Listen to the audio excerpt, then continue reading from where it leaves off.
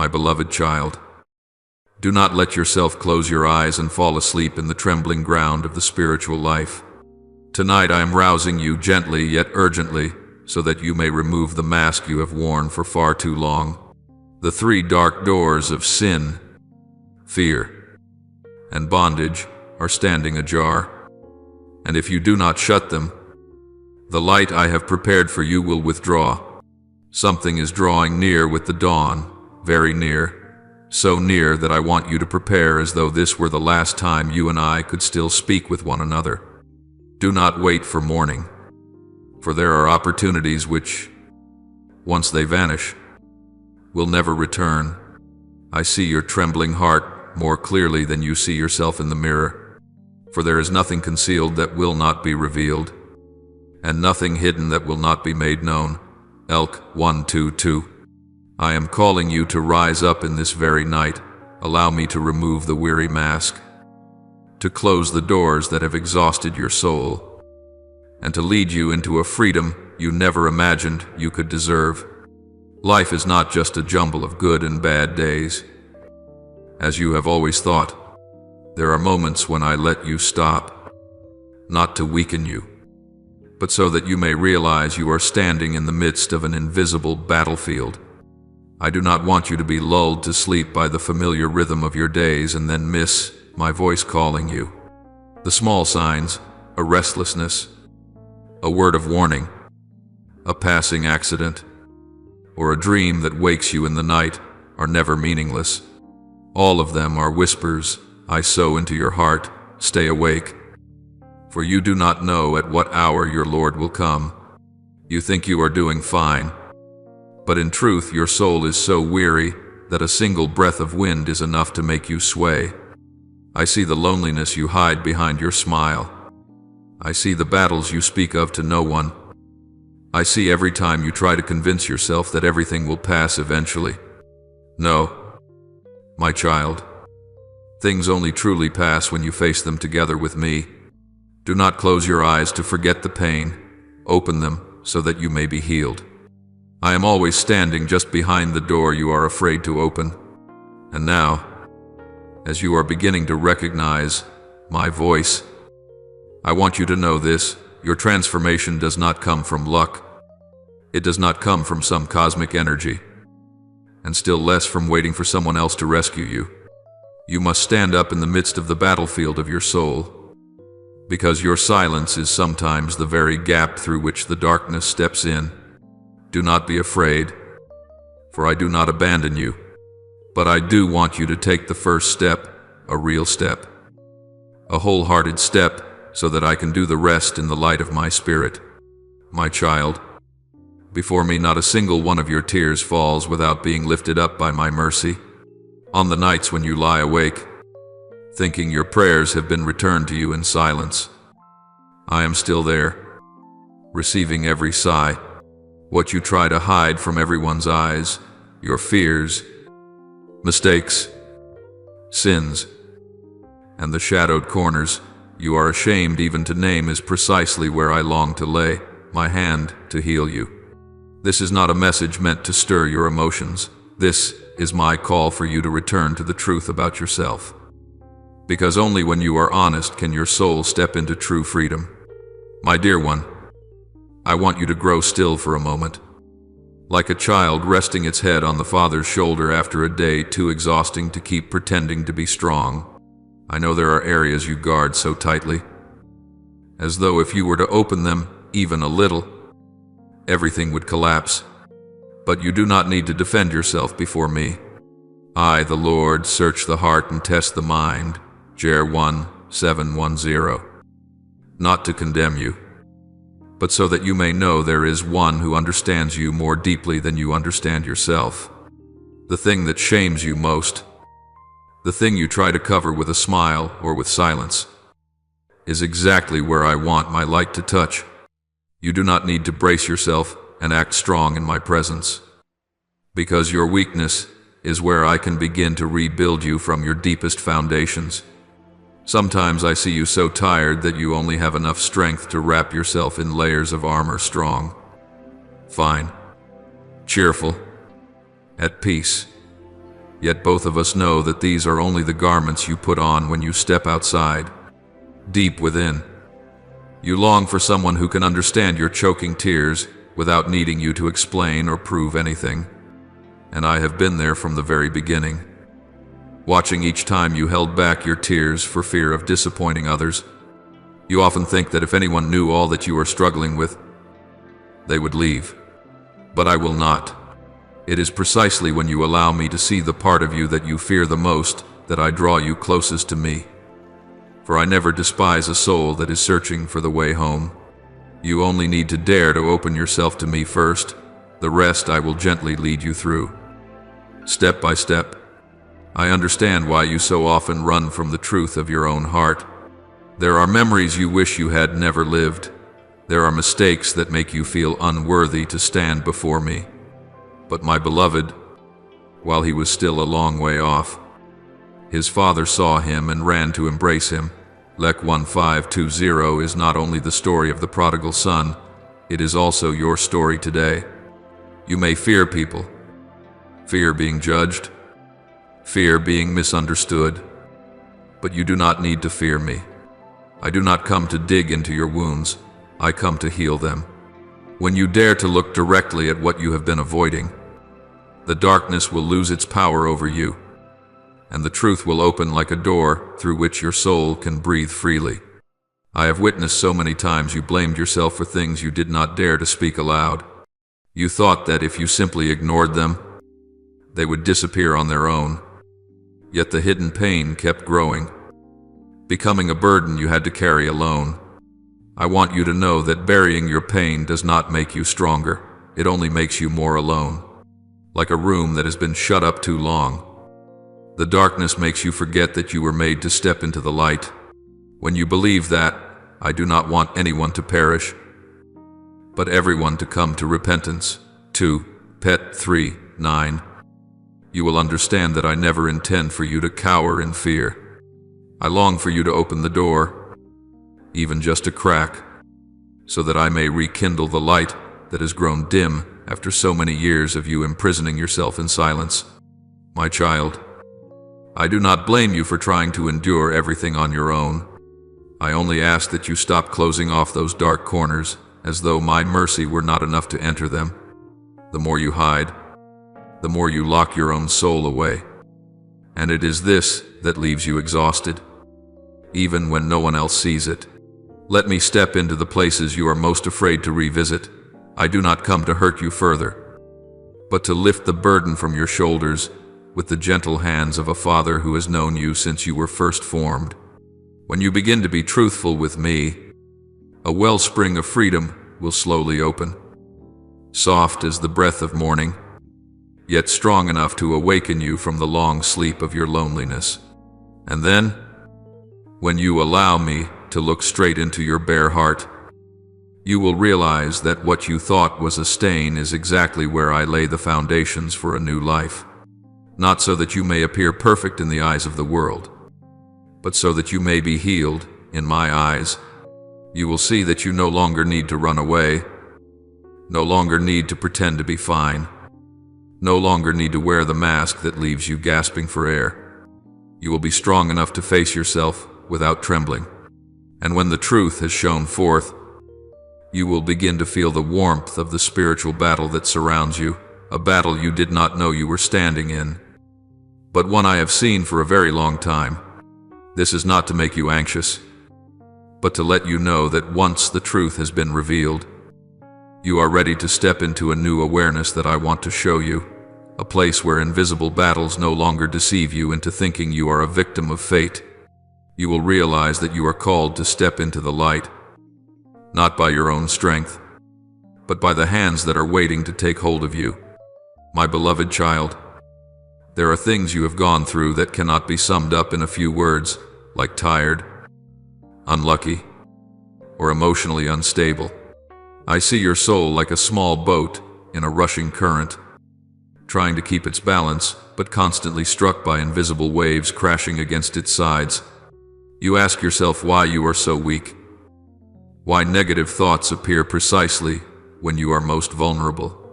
But my child, The thief comes only to steal and kill and destroy. John 10:10. And what he wants to steal, first of all, is your peace. Not every headwind comes from circumstances. Some gusts are blown at you at the very moment you grow careless, to make you believe that I have left you, even though I have never stepped away from you, not even once.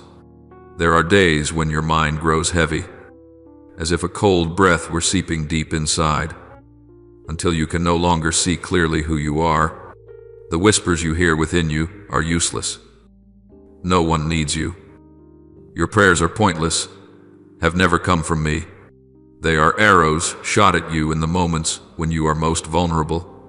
I have placed my image within you, and no voice has the right to insult what I have created. But I also need you to discern this darkness does not only come from outside. Sometimes it is your own choices that have opened the door for it to enter. When you feed negative habits, when you allow old wounds to go unhealed, when you keep telling yourself that you cannot change, the door of your heart begins to crack open for discouragement to slip in. I want you to remember this so that you will not be afraid you are not crazy. You are not excessively weak.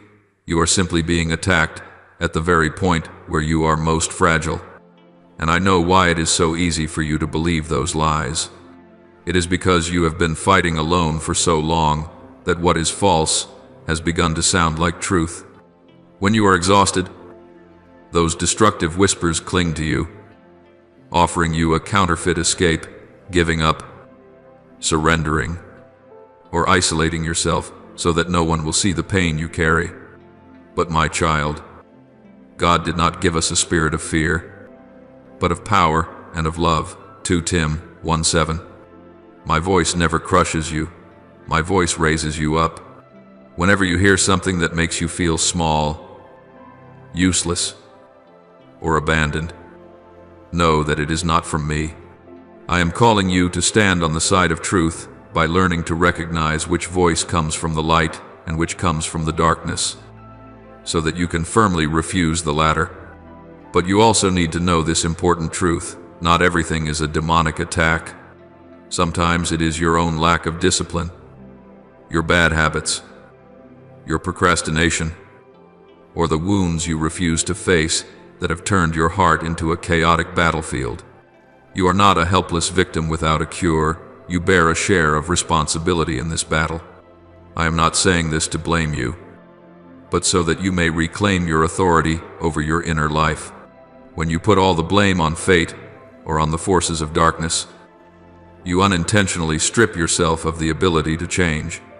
I want you to understand that darkness cannot force its way in if you do not open the door. You need to learn to live watchfully, to learn how to close the cracks that your weaknesses have created, and to learn how to stand firm in the small things of everyday life. Only then can your soul grow strong from within, no longer trembling before any lie. Let me say this to you gently and truthfully: as long as you see yourself only as a victim of circumstances, you will remain frozen in your own fear. And that is what I do not want to see in you. I created you to fight as one who is loved, not to shrink back like a creature tossed around by fate.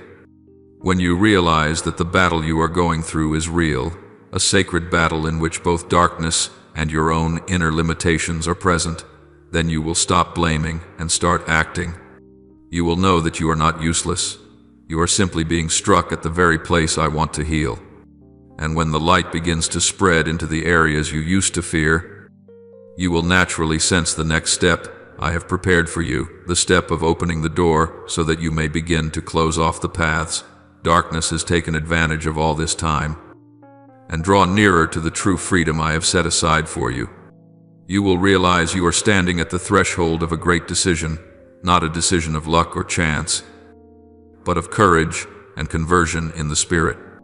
My child, I want you to sit down and take a deep breath, because the path you are about to enter is a path of courage, not courage to conquer the world, but courage to face your own self. Spiritual breakthrough does not come from luck, from a beautiful day, or from waiting for some unexpected sign. It comes when you decide to close the doors that you have left open for so long without realizing it, allowing darkness to walk freely through your soul. Where the Spirit of the Lord is, there is freedom. 2 Cor 3:1-7. And freedom cannot come while the door of your heart stands open to what exhausts your soul. I do not ask you to be perfect. I only want you to dare to begin with a decision that is real, firm, and sincere.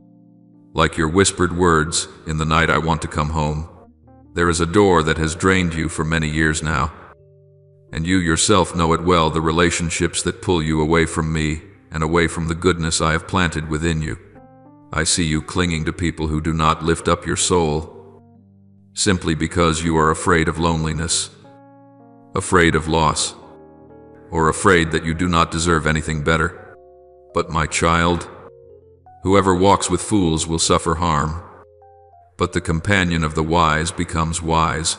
Prov 1:3-20. Not so that you may judge anyone, but so that you may recognize that you are worthy of those who know how to cherish your soul. Forgiveness is what I teach you, but forgiving does not mean opening the door for someone to go on wounding you. When you close the door on toxic relationships, it is not that you become cold. It is the moment you understand that your heart is the place where I dwell, and you must protect it with wisdom.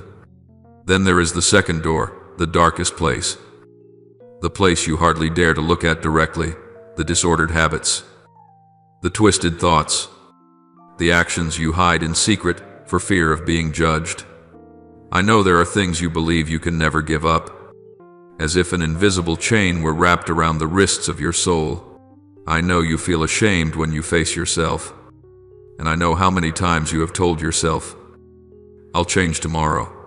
But my child, darkness does not leave because you delay. It only leaves when you bravely open to me the very door you have kept locked for so long. Remember that the truth will set you free. JN 8:3-2. And here the truth is that you dare to name what is imprisoning you. Closing this door is not done by promises alone. It begins when you receive the sacraments. Change your environment, guard your time, and refuse to let your eyes wander into what weakens your soul. That is your part to do, and I will strengthen the part where you are still too weak. And then comes the third door, the door you think is wisdom but is in fact fear disguised in a very subtle way. You tell yourself you are being realistic when you avoid starting what I have called you to. You call it prudence when you dodge the steps that make you tremble. You say you are not ready yet every time I plant something in your heart. But in truth, you are simply afraid of failing, afraid of being criticized, afraid of not being worthy. You treat fear as a faithful advisor, while I am the one who leads you into life. Do not fear, for I am with you, is 4110, is not a mere comforting slogan. It is the declaration that fear is strong only when you stand alone, and it weakens when you take even one small step toward me.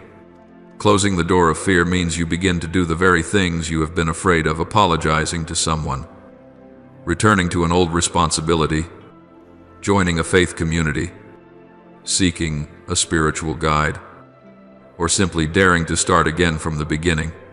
And my child, as these three doors slowly close, you will feel your soul become strangely lighter, not because you have changed in a single night, but because you have just chosen light instead of compromise with darkness.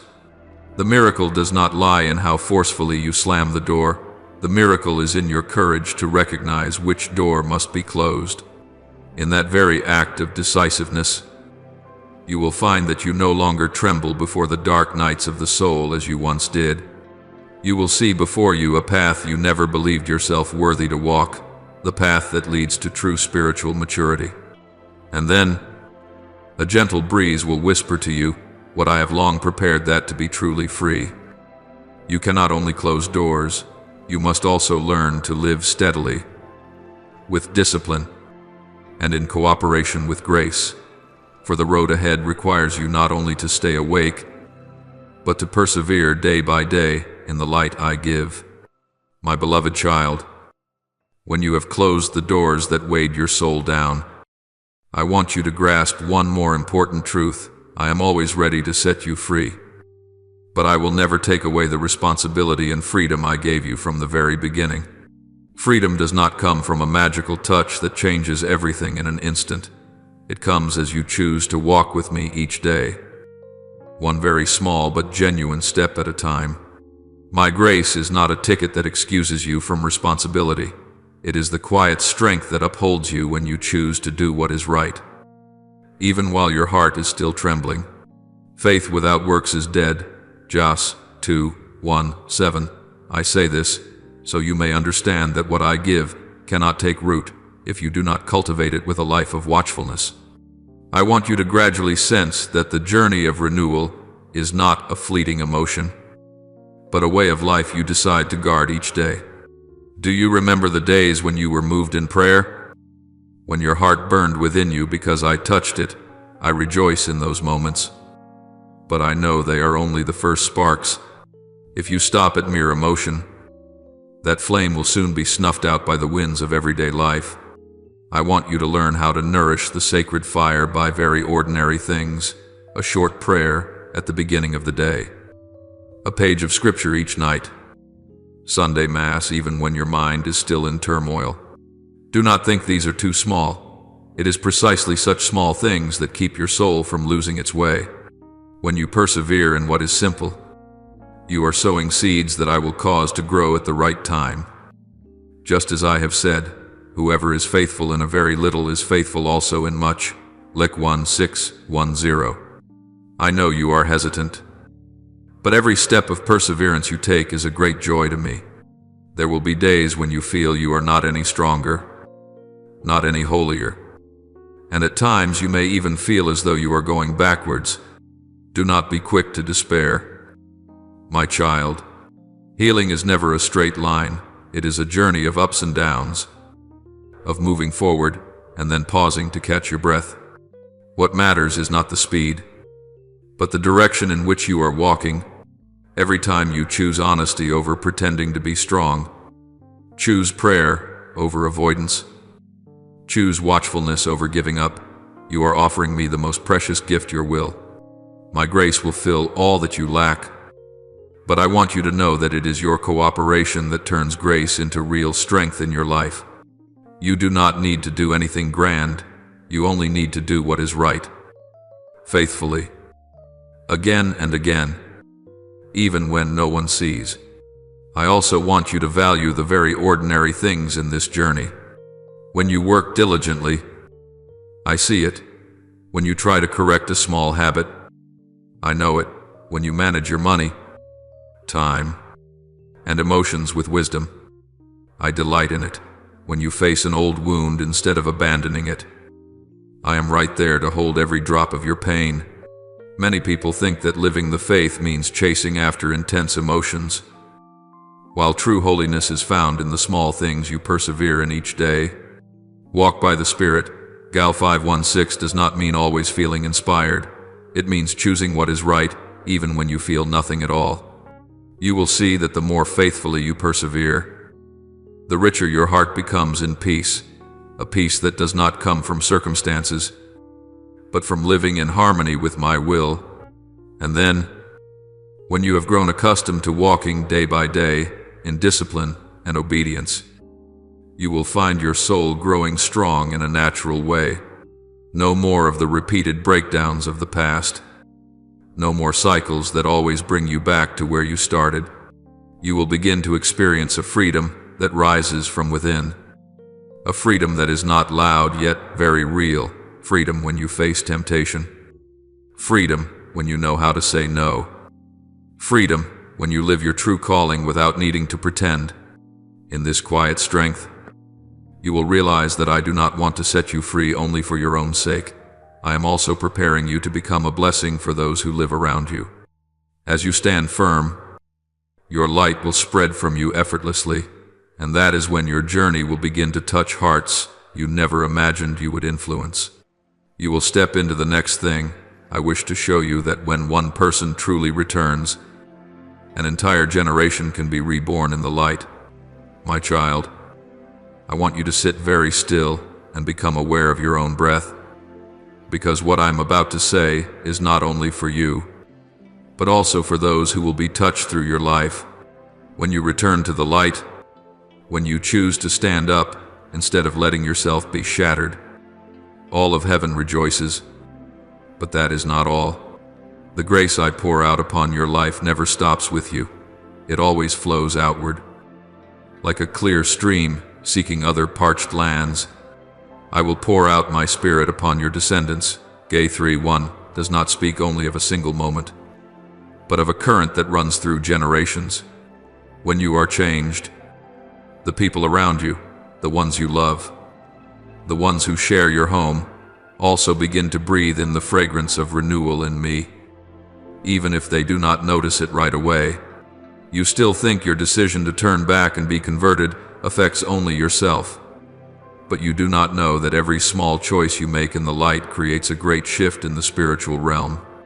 When you close the doors that lead to sin, you are not only blocking harm from yourself, you are cutting off cycles that your family may have carried from generation to generation. Fears handed down through the years, patterns of negative thinking, addictions, hot temper, bitterness, all of these can stop with you. You become the stopping point of a dark current and the starting point of a new stream of light. I know you do not see it immediately, but I clearly see each invisible cord snapping when you choose what is good. When you forgive, the darkness loses its power. When you live faithfully, the doors of blessing swing open. When you choose peace instead of chaos, your whole household shares in a grace for which you yourself have become the source. I also want you to know that the blessing I pour out is not meant for you to keep locked inside. When you grow stronger, when your mind is healed, when your hands return faithfully to their work, when your finances are managed with wisdom, I am not lifting you up only for your own sake. I am preparing you to become an instrument in the service of others. You are the light of the world. Mount 514 is not merely a compliment, it is a mission. Others will come to you for encouragement, to receive a word that lifts them up, to rest in the peace that you yourself once lacked so deeply. Your healing will become a living testimony that I am still at work in this world. There will be people who return to a life of faith simply because they see the light in you, a light that is not noisy, not showy, but very real. Then there will come a time when you sense that the trials I allow you to pass through are not only to train you, but to prepare you to support those who stand exactly where you once stood. You have known what it is to feel lost. You have known what it is to be crushed under doors of sin, fear, bondage, and so you will know how to embrace someone with a tenderness that those who have never stumbled cannot offer. I turn your tears into soothing oil for the wounded. I turn the times you have collapsed into a foundation from which you can stand beside those who are shaking. When you tell the story of your journey, you do not speak to boast, but to hand over keys to souls imprisoned in the dark, keys you received from my own hands. When you live true to your call, you become a spring of peace that others will long to draw from. And my child, when that happens, you will look back and realize that I did not only rescue you from the darkness, I also made you a sign of hope for your whole family and for the generations after you. Children will grow up under a roof flooded with light instead of fear. The people around you will learn how to pray, how to live gently, how to forgive, how to stand firm, simply because they see those things in you. The blessing I pour out upon one person can transform an entire family line. You will never fully know all the good that will spring up from your decision to return, and you do not need to know.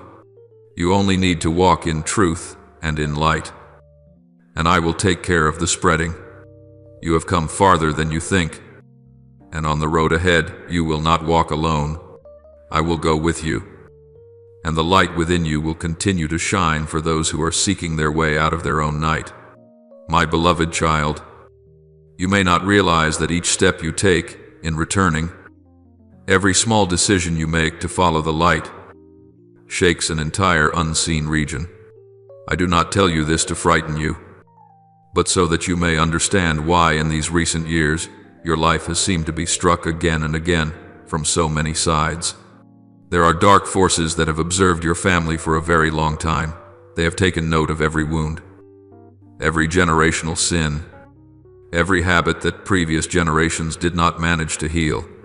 They have set their sights on you, not because you are special in a way that feeds your ego, but because they recognize in you a stopping point, someone who, if truly awakened and standing firm in grace, will become a marker that ends their influence over your bloodline. They study the past of your family, seeing who fell because of money, who was crushed in disordered relationships, who had their will broken by disappointment, who died in bitterness. From that, they draft a plan, and you become a priority target, not because you are weak, but because they fear the day you truly rise in the power I have given you. I want to tell you this as a father who draws you close, places his hand on your shoulder, and speaks slowly and clearly so that you will no longer be confused. In the invisible realm, a council has been held against you. Evil spirits have seen the light I placed in your soul from when you were still in your mother's womb, and they know that if that light were to blaze forth in fullness, what they have built over generations would begin to crack. So, one by one, they take their assignments. Some are charged with keeping your finances always unstable, even when you work hard and try your best.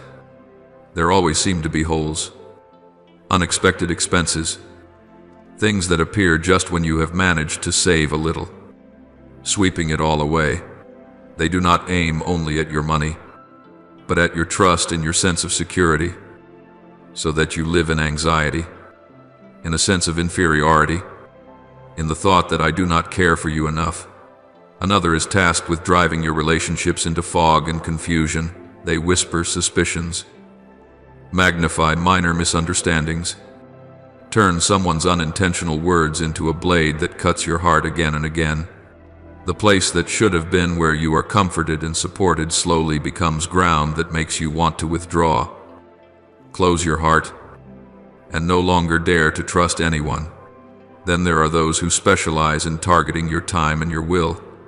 They do not need to push you down in dramatic ways. They simply need to stretch your procrastination a little longer, to lay a few more heavy bricks named tomorrow. Not ready yet. When things are stable, then they know very well the good intentions you have cherished, a project you want to start, a plan for learning, a turning point in your spiritual life, so they orchestrate incidents that distract you at the very moment you are about to act. In this way, everything stays in a state of almost but never comes into being. You blame yourself for being lazy, but in truth, there is an assault aimed at wearing down your will, so that you come to believe you are, by nature, a failure who will never accomplish anything. Others strike on the front of your health and your sleep, unexplained fatigue, nights of tossing and turning, even when you are exhausted, dreams that leave you waking with a deep unease. They do not only want your body to be tired, more importantly, they want your mind to be in turmoil, so that you no longer discern what is my voice and what is theirs. But their most subtle strategy lies in a very hidden place, the thoughts that echo in your mind at your most vulnerable hours. Do you remember those times you woke in the middle of the night, around 2 or 3 in the morning, when everything around you was silent and all you could hear was your own heartbeat and a dark stream of thoughts pouring through you without stopping, cruel phrases that, if you were fully awake, you would never dare to speak to another person? Yet they rise within you like your own voice, speaking to yourself. You have no worth. No one really needs you. Praying is useless. If you disappeared, no one would even notice. You think you are simply being honest with yourself. You think you are facing reality in a harsh way. But I tell you, those words do not spring from the heart I have for you, and they do not reflect who you truly are. They are waves of signals sent deliberately, like tiny needles pricking your soul again and again, designed to make you let go right at the moment you are about to reach the threshold of breakthrough. They borrow your own voice because if they showed themselves plainly, you would resist them. But when you think those thoughts are your own, you more easily believe them and embrace them as your destiny. My dear one, I tell you all this not to make you afraid, but so that you may understand you are not crazy, not broken, not too weak as you have believed. You are under such fierce attack precisely because you are important in my plan of love. Those dark forces are not all powerful. They act only within the limits permitted. And every move they make is under my watchful eye. They may have opened a file on you, but in heaven I too have a record where your name is engraved on the palms of my hands. Nothing you go through, no moment when you want to give up, yet still manage to whisper a prayer, is ever meaningless. They think that if they pressure you long enough, you will accept that you are a victim, abandoned, someone who will never improve. But I have seen the moment you began to crack away from those lies, when you began to doubt not me but the very voices that had imprisoned you. In that very moment, the invisible bonds binding you began to weaken. And child, there was a very specific moment that I want you to remember, not as some superstition about dates and hours, but as a marker in your heart, on a certain evening not long ago, when you thought all your petitions were still hanging somewhere unanswered. I brought your case before my court of justice, while you were weary, perhaps only able to sigh and no longer strong enough to finish a prayer.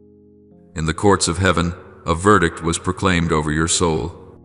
I, who created you, declared an end to the enemy's unlimited right to accuse you and your life.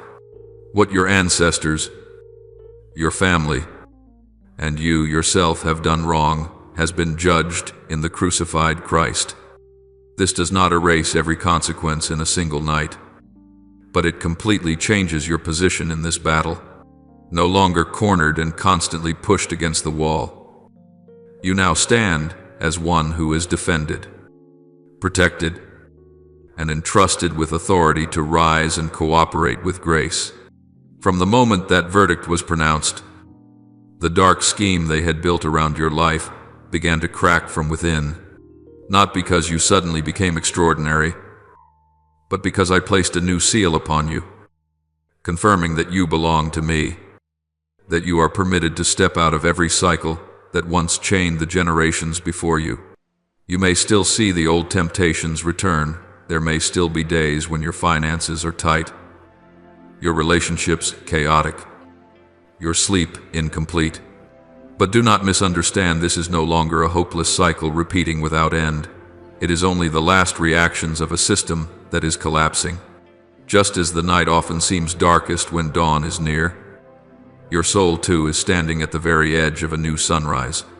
My part is to protect, to cover, to lead, and to fight for you. Your part is to believe, to respond, to walk in the specific instructions I will gently place in your heart, to change a habit, to seek out a community, to dare to ask for help, to dare to speak the truth, to dare to pray even with the simplest words. Do not think that the decision of heaven is something distant, reserved only for saints or for those who seem especially anointed. That verdict is for you, right there in the small room where you live, in the midst of your daily responsibilities, your work, your children, your family, and the burdens that are uniquely yours to carry, because in you I see not only an individual struggling, but a doorway through which grace will flow into your family, into your generation, and into the people you will meet.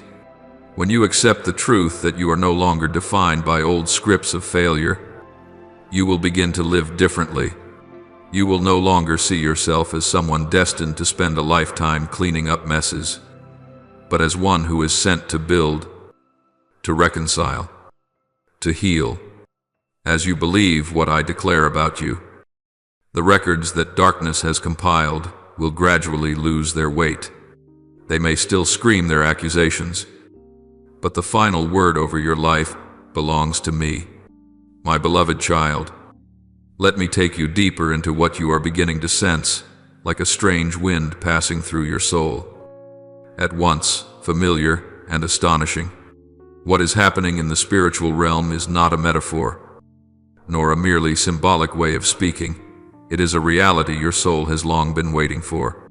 The forces that once clung to the cracks in your heart, that exploited your fears and failures to claim power over you, have now lost every reason to exist. The indictment they built against you out of old sins, out of your weakness, out of your stumbling choices, was torn up before my throne from the moment you dared to open your heart again. The authority they thought was unshakable has turned out to be nothing more than the cold breath of a dying night touching the light only to disappear. It is not because you defended yourself well enough, but because I stood in the place you could not stand, and every accusation against you has been dissolved in the light of mercy. You are no longer bound by what once seemed to have already decided your life. In that moment, when midnight had just turned into the first minutes of a new day, the heavens trembled.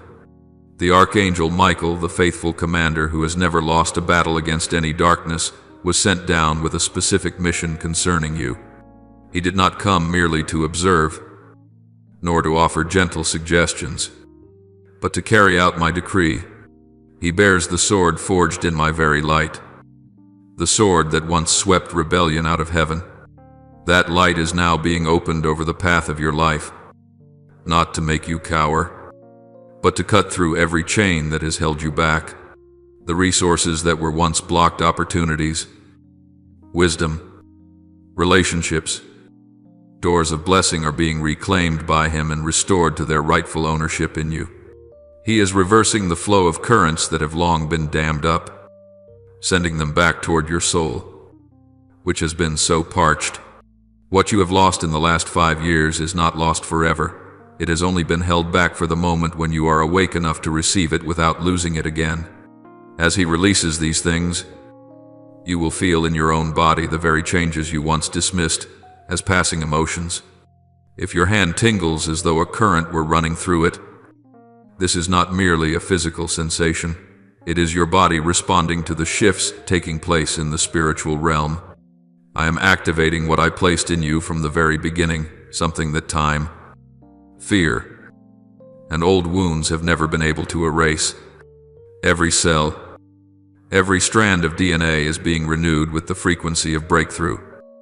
As if I were rewriting the deepest codes of your soul, you may feel your chest growing warm, not because you are emotional, but because my presence, which has always been with you, is unfolding one more layer to touch your physical heart.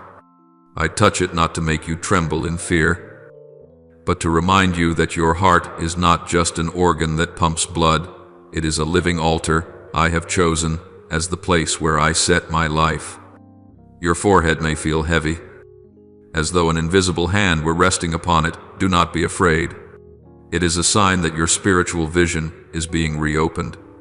The long, murky years you have endured were not because I was silent, but because the eyes of your inner being were veiled by old hurts, by worries, and by lies that were sown in your weakest moments. Now that veil is being drawn aside so you can see the larger picture, the one you could only sense dimly before. You will no longer look at things through the lens of fear or through the memories of your brokenness. You will see by the light I am placing back into your soul. And as that light opens, you will recognize the signs I have sent throughout the years, the seeming coincidences, the sudden unease without clear cause, the dreams you could not explain as gentle warnings that you did not yet have enough peace to hear. You may be surprised to realize that everything is happening at once, shifts in your body, an awakening in your mind, and a quiet summons in your spirit. This is not because you are overly sensitive, but because the heavens are opening over your very life. When Michael acts, No power can continue to stand before you with the confidence it once had. He does not return to heaven empty-handed. He goes back only when the mission is complete. When you have stepped out of the season of being held down. When the blessings long imprisoned are restored to their rightful place. He returns with a report of your victory, not a victory because you were strong, but because you allowed yourself to be led by me. If in this very moment you begin to recognize a common thread running through what you have gone through these last 5 years, the same failures repeating, opportunities appearing then vanishing, dreams always blocked at the last minute, that is because the light I am opening is giving you a completely new perspective. You are beginning to see that not everything has been bad luck, but that a spiritual cycle had become so familiar that you mistook it for your destiny. Now, as you read these words, heaven is waiting for your silent answer, not an answer spoken by your lips, but a consent within your soul. Will you agree to step into what I am preparing for you? Are you willing to let go of the old way of seeing, the old way of thinking, the old identity that pain taught you to believe? I will not force you, but I want you to know when you nod within your inner being, the whole sky shifts in response. I look at you now with the tenderness of a father who has watched his little child struggle in fear for far too long. You do not know how strong you truly are, because you are used to seeing yourself through the lens of the things that made you fall. But I see something else. I see a soul that has passed through fire and through darkness, that has collided with pain and yet has not been devoured by it. I see a child who stood up again after believing there was no strength left to stand. And it is precisely this that has caused heaven to shift the winds on your behalf. What you are feeling in your body right now, the light tingling in your hands, the warmth spreading in your chest, the weight upon your forehead is evidence that I am renewing you from the inside out. This is not imagination. This is the movement of the Spirit. I am clearing away the last hiding places of darkness in your soul. And as you allow this truth to soak into your heart, you will realize something I have long wanted you to understand. You are not alone in this battle. Not now, and not ever in the past. You have never fought the darkness by yourself. You have not carried your wounds alone. You have not been abandoned in the long night.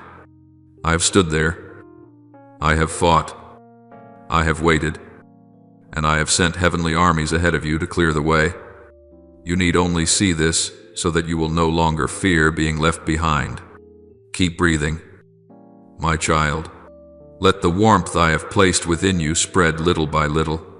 As your DNA is adjusted to fit the new life you are about to enter, you will find your heart becoming unfamiliar to you, no longer as heavy as before, no longer as clouded as before, no longer clung to by the lies that once drove you to despair. Instead, you will sense the gentleness of peace making a way, like the sun breaking through after a long night. You will see the things that once terrified you become harmless. You will see the things that once wounded you lose their power over you. You will see that you are not merely surviving, but stepping into a new chapter, a chapter in which light will no longer be something you chase, but something that radiates from within you. And when that happens, you will know that everything I have spoken to you today is not an abstract promise. It is a reality being rewritten in your very body and soul. You are about to step into a season where darkness will have nowhere left to cling, not because it has grown weaker, but because you no longer belong to its territory. You belong to the light. You belong to me. And what I have begun in you, I will bring to completion. You only need to keep walking, because what is waiting for you ahead is greater than everything that has bound you all this time. My child, I am here, and heaven is opening for you. Keep reading. Keep opening your heart, because you are standing at the very moment when your life begins to change forever. My child, I am not speaking to you in vague words to lull you to sleep, nor am I scattering random hopes over you just to please you for a brief moment. I am touching the very concrete strings of your life. Like a surgeon's hand, placing the scalpel exactly where it needs to open in order to remove the dead, decaying part and save the whole body. I want you to understand that in the time ahead, I will use things that seem very ordinary to shake you awake, to remind you who you are in my eyes, before circumstances, wounds, and the harsh words of others tried to shrink you down. It may be one morning, one evening, or a moment when you are not at all prepared. You will receive a message, a phone call, an email, or a friend request from someone you have not heard from in a very long time, so long that you thought that bond had been completely severed. When you read those lines, hear that voice, or see that name appear, your heart will tremble because they will remind you of a memory, a story, a detail you thought had slipped away into oblivion. Do not be quick to assume it is merely coincidence or vague nostalgia. I can use that memory as a mirror placed in front of you, so you can see again the image of the child you once were, purer, braver, more trusting in me before life's collisions made you curl in on yourself. I am not pulling you back into the past so that you regret or blame yourself. I am bringing the past back in order to open a path for you to remember your true identity. You are one whom I love, not the product of failures and the labels people have stuck on you. When you realize this, you will understand that there is no moment in your life that is meaningless.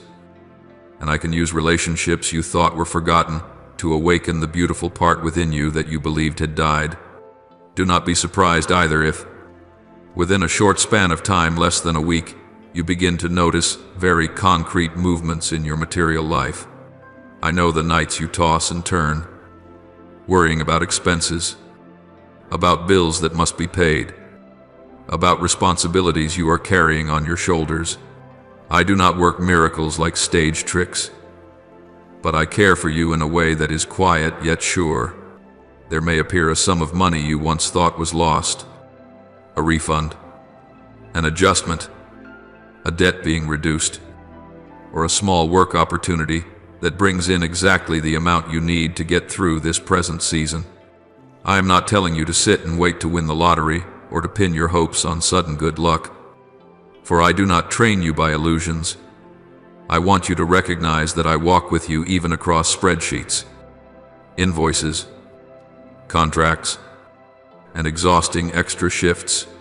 When you see the numbers appear, whether large or small, remember that every amount you receive is a reminder for you to manage it with a new awareness, no longer as one who is afraid, but as one who collaborates with me.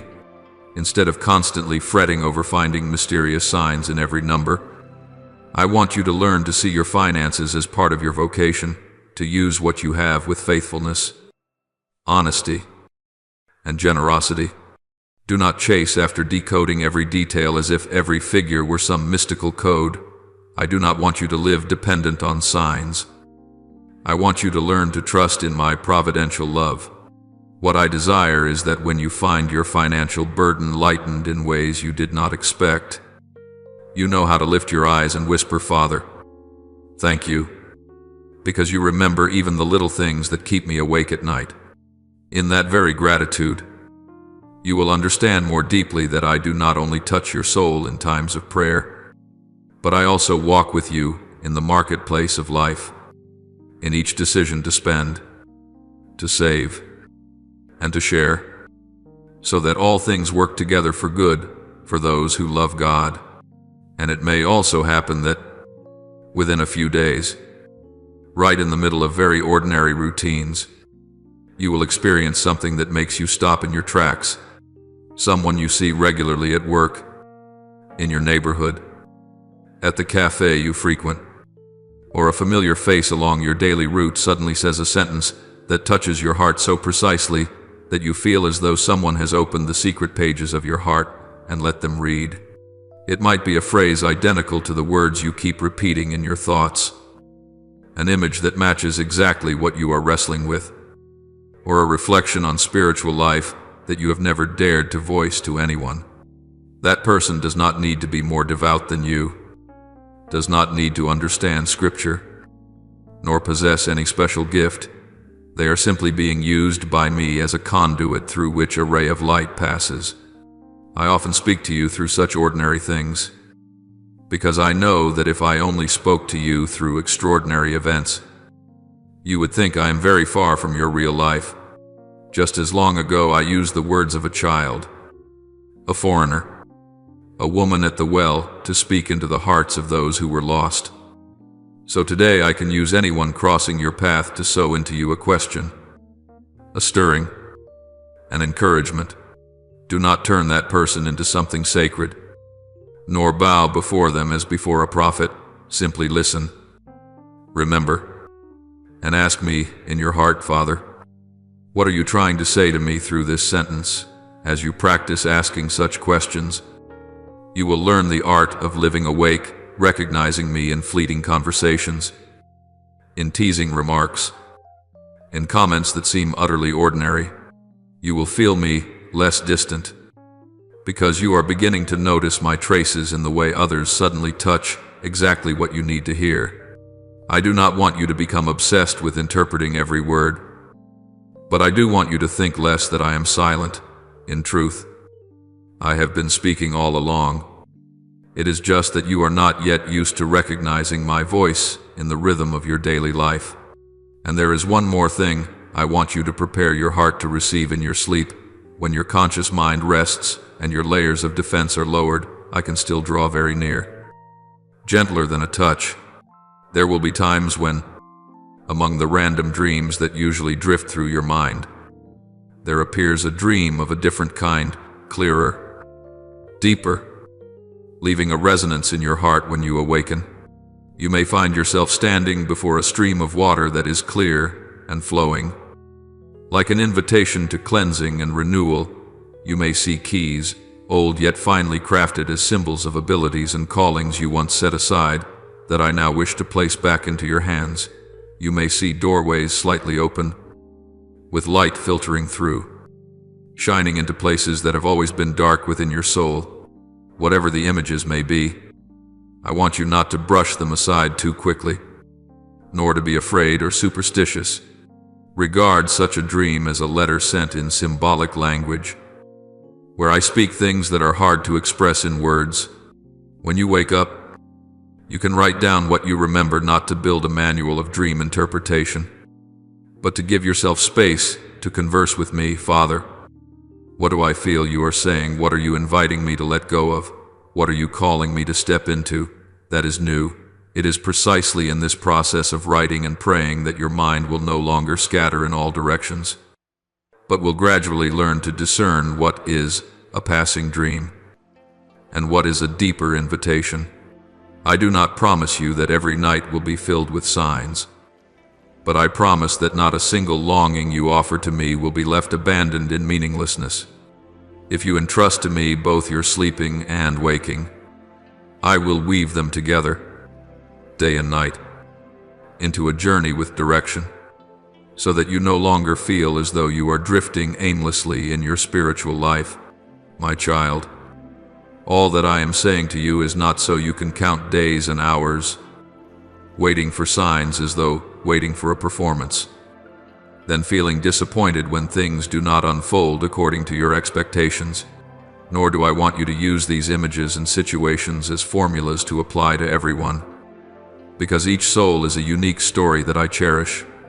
What I truly desire is that through these concrete ways, you learn something deeper. I am closer than you think, more practical than you imagine, and I am entering your life through small details you once thought I did not care about. If in the coming days some of these things do happen to you, open your heart to receive, give thanks, and continue to live faithfully. If they do not unfold exactly as you hoped, do not hastily conclude that I have forgotten you. Let these words become a guarantee that, whatever the outward circumstances, I'm still seeking ways to reach you through other paths you have not yet recognized.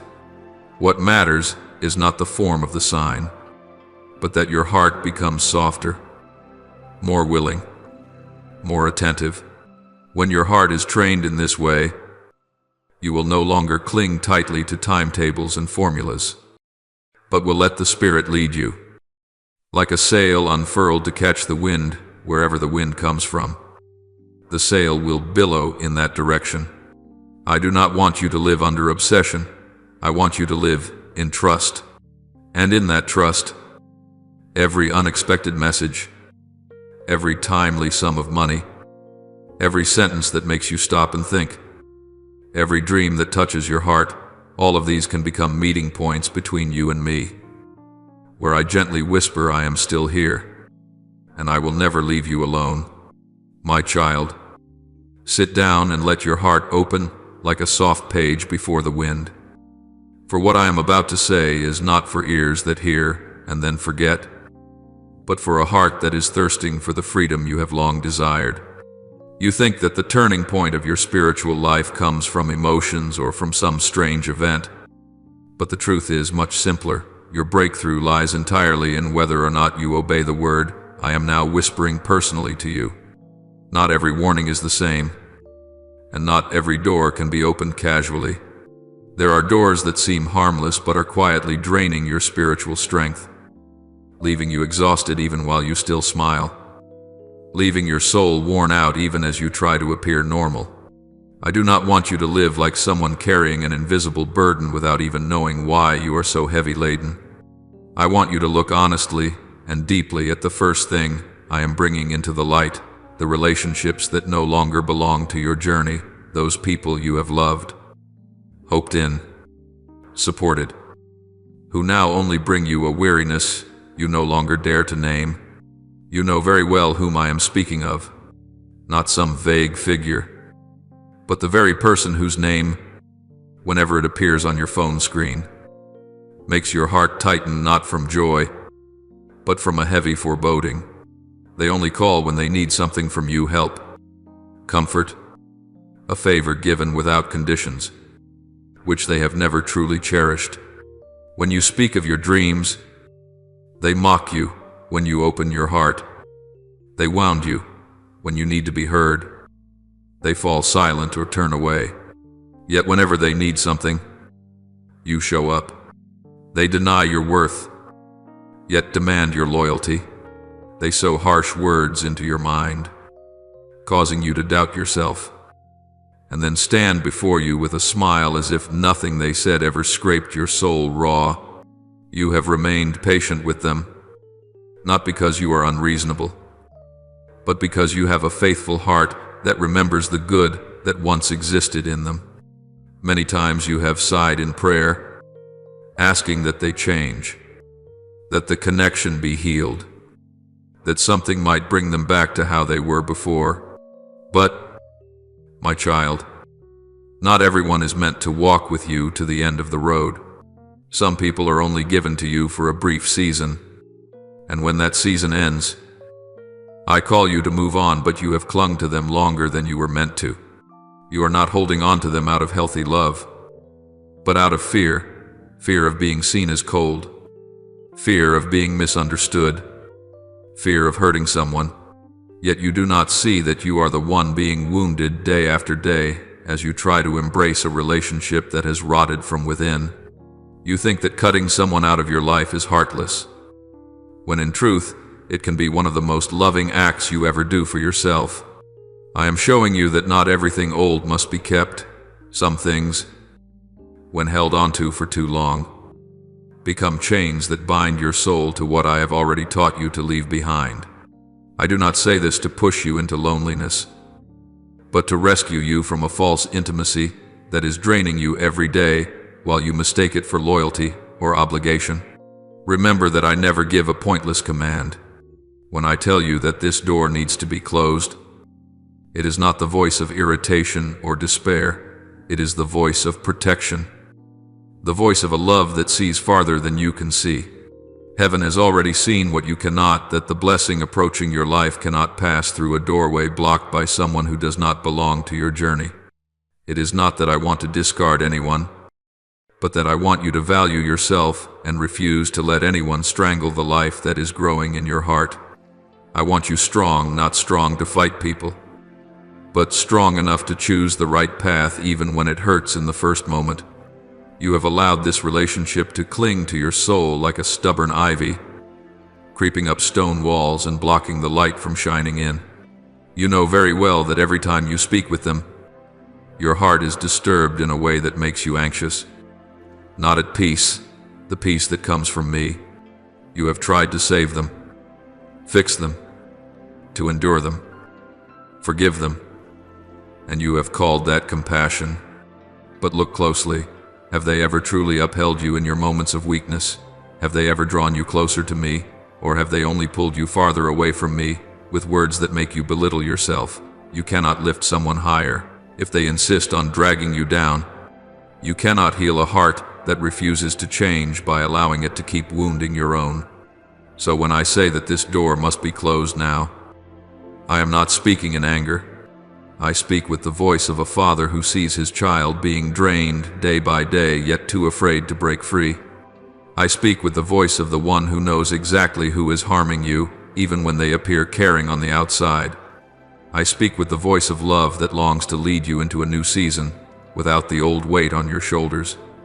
Sometimes obedience begins with something very practical, deleting their number from your contacts, stopping your replies, blocking their account so that your heart is no longer pulled back into old spirals, not because you are bitter or seeking revenge, but because you know your worth, and you know that I am leading you into a safe place where they cannot follow you.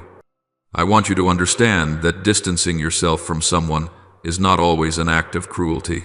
Sometimes it is mercy for both of you.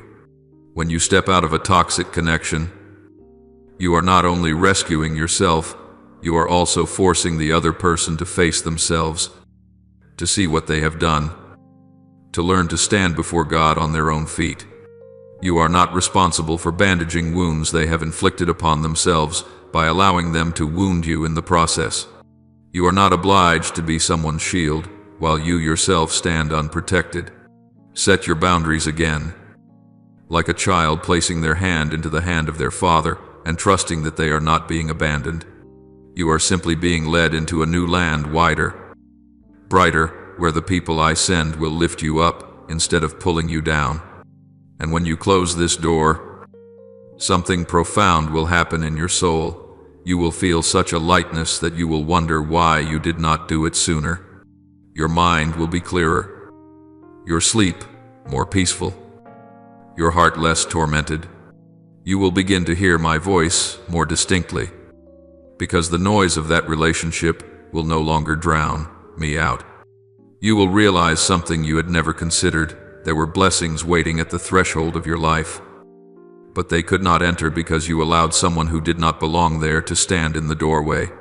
When they step aside, the way will open, the light will flood in, and grace will pour down like rain on dry ground. I know you will feel the ache. You will feel empty in the first days, and you will ask yourself if you went too far. But my child, that emptiness is simply the space where I will plant something new. It is the soil cleared of weeds so that seeds can be sown. It is the breath drawn in just before a mighty wind. It is the silence before a new song begins. And one day, you will feel with startling clarity that you have just stepped out of a shadowed place you had mistaken for normal.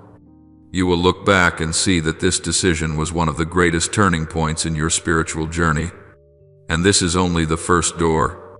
As you dare to close what must be closed, you will grow stronger to face the other two doors, distorted habits and disguised fears, those things that are also demanding a decisive break from you.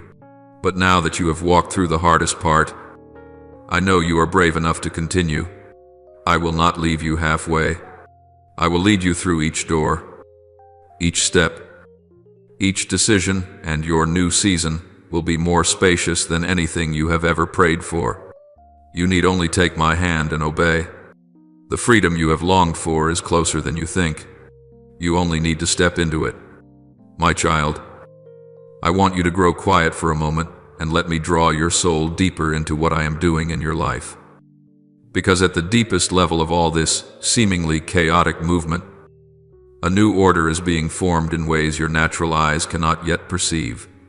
No, my child, nothing is collapsing.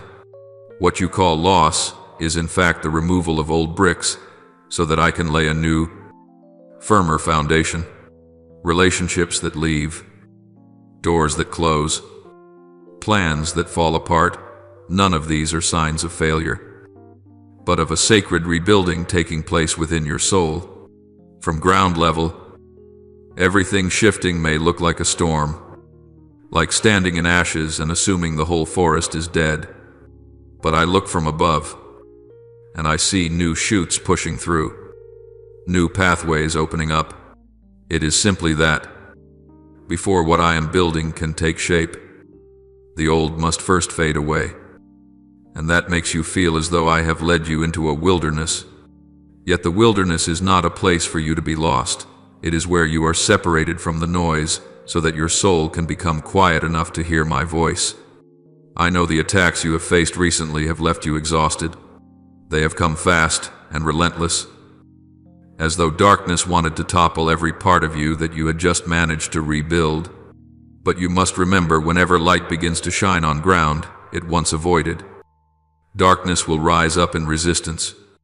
It is precisely because you are shifting territory, because you have stepped away from old doors, because you have stood to your feet, that darkness now howls fiercely to drag you back to where you used to be. Do not be afraid.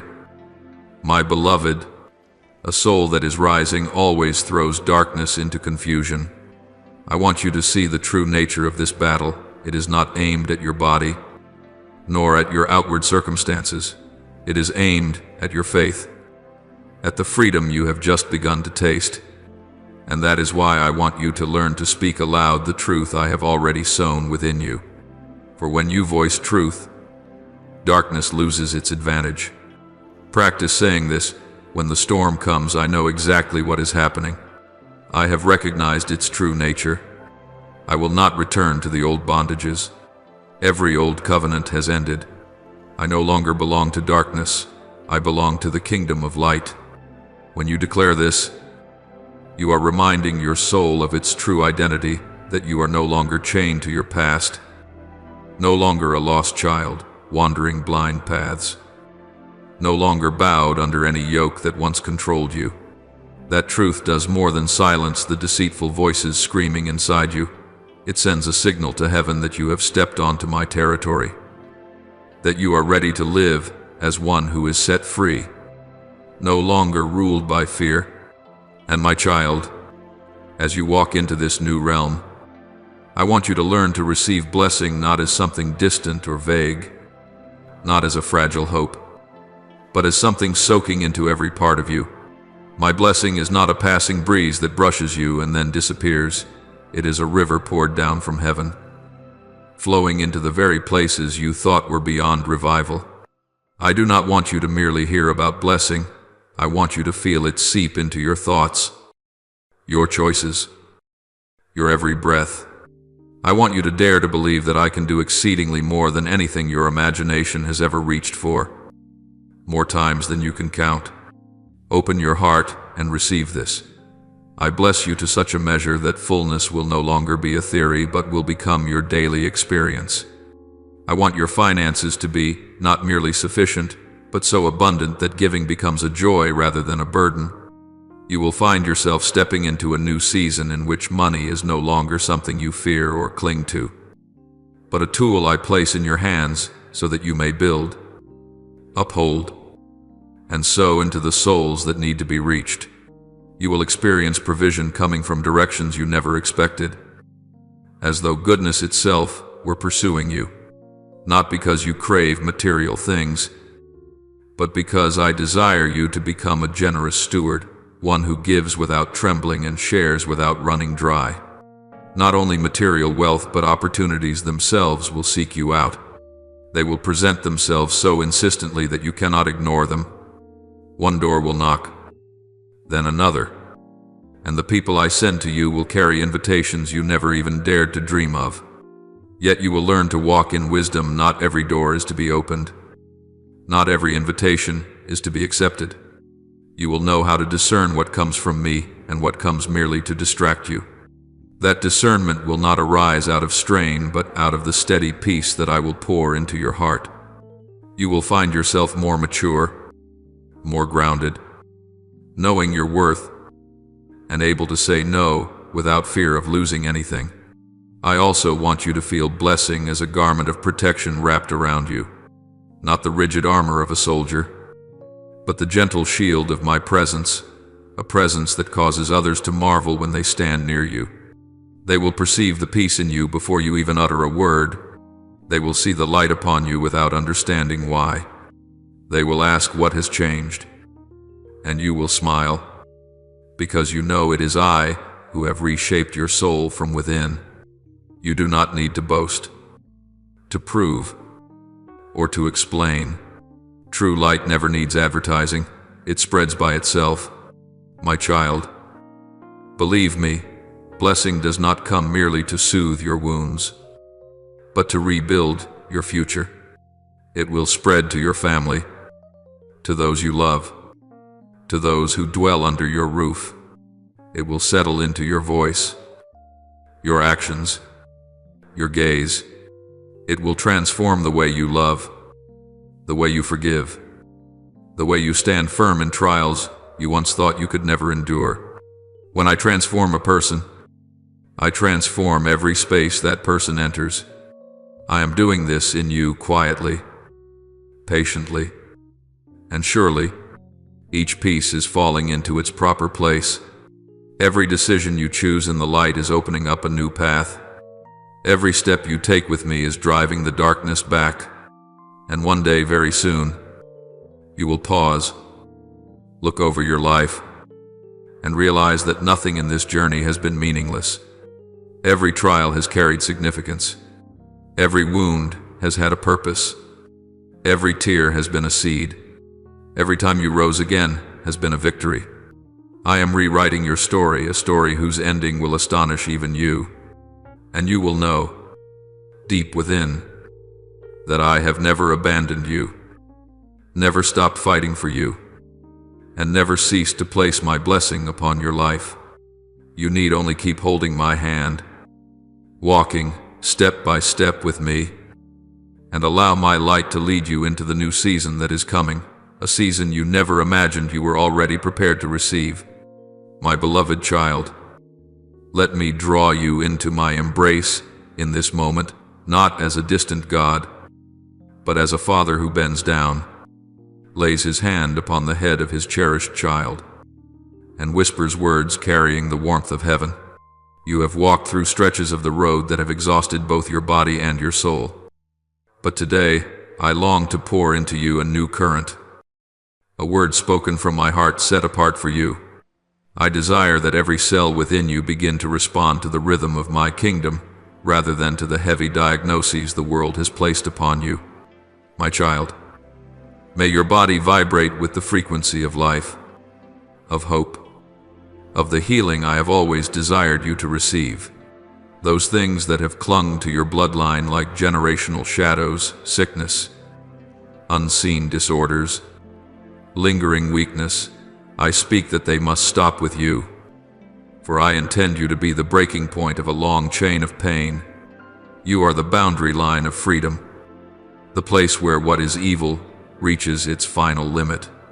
May the strength that has been worn down within you be restored little by little, like water returning to the riverbed after a season of drought. I want your legs to cease their trembling, your hands to fall no longer in resignation.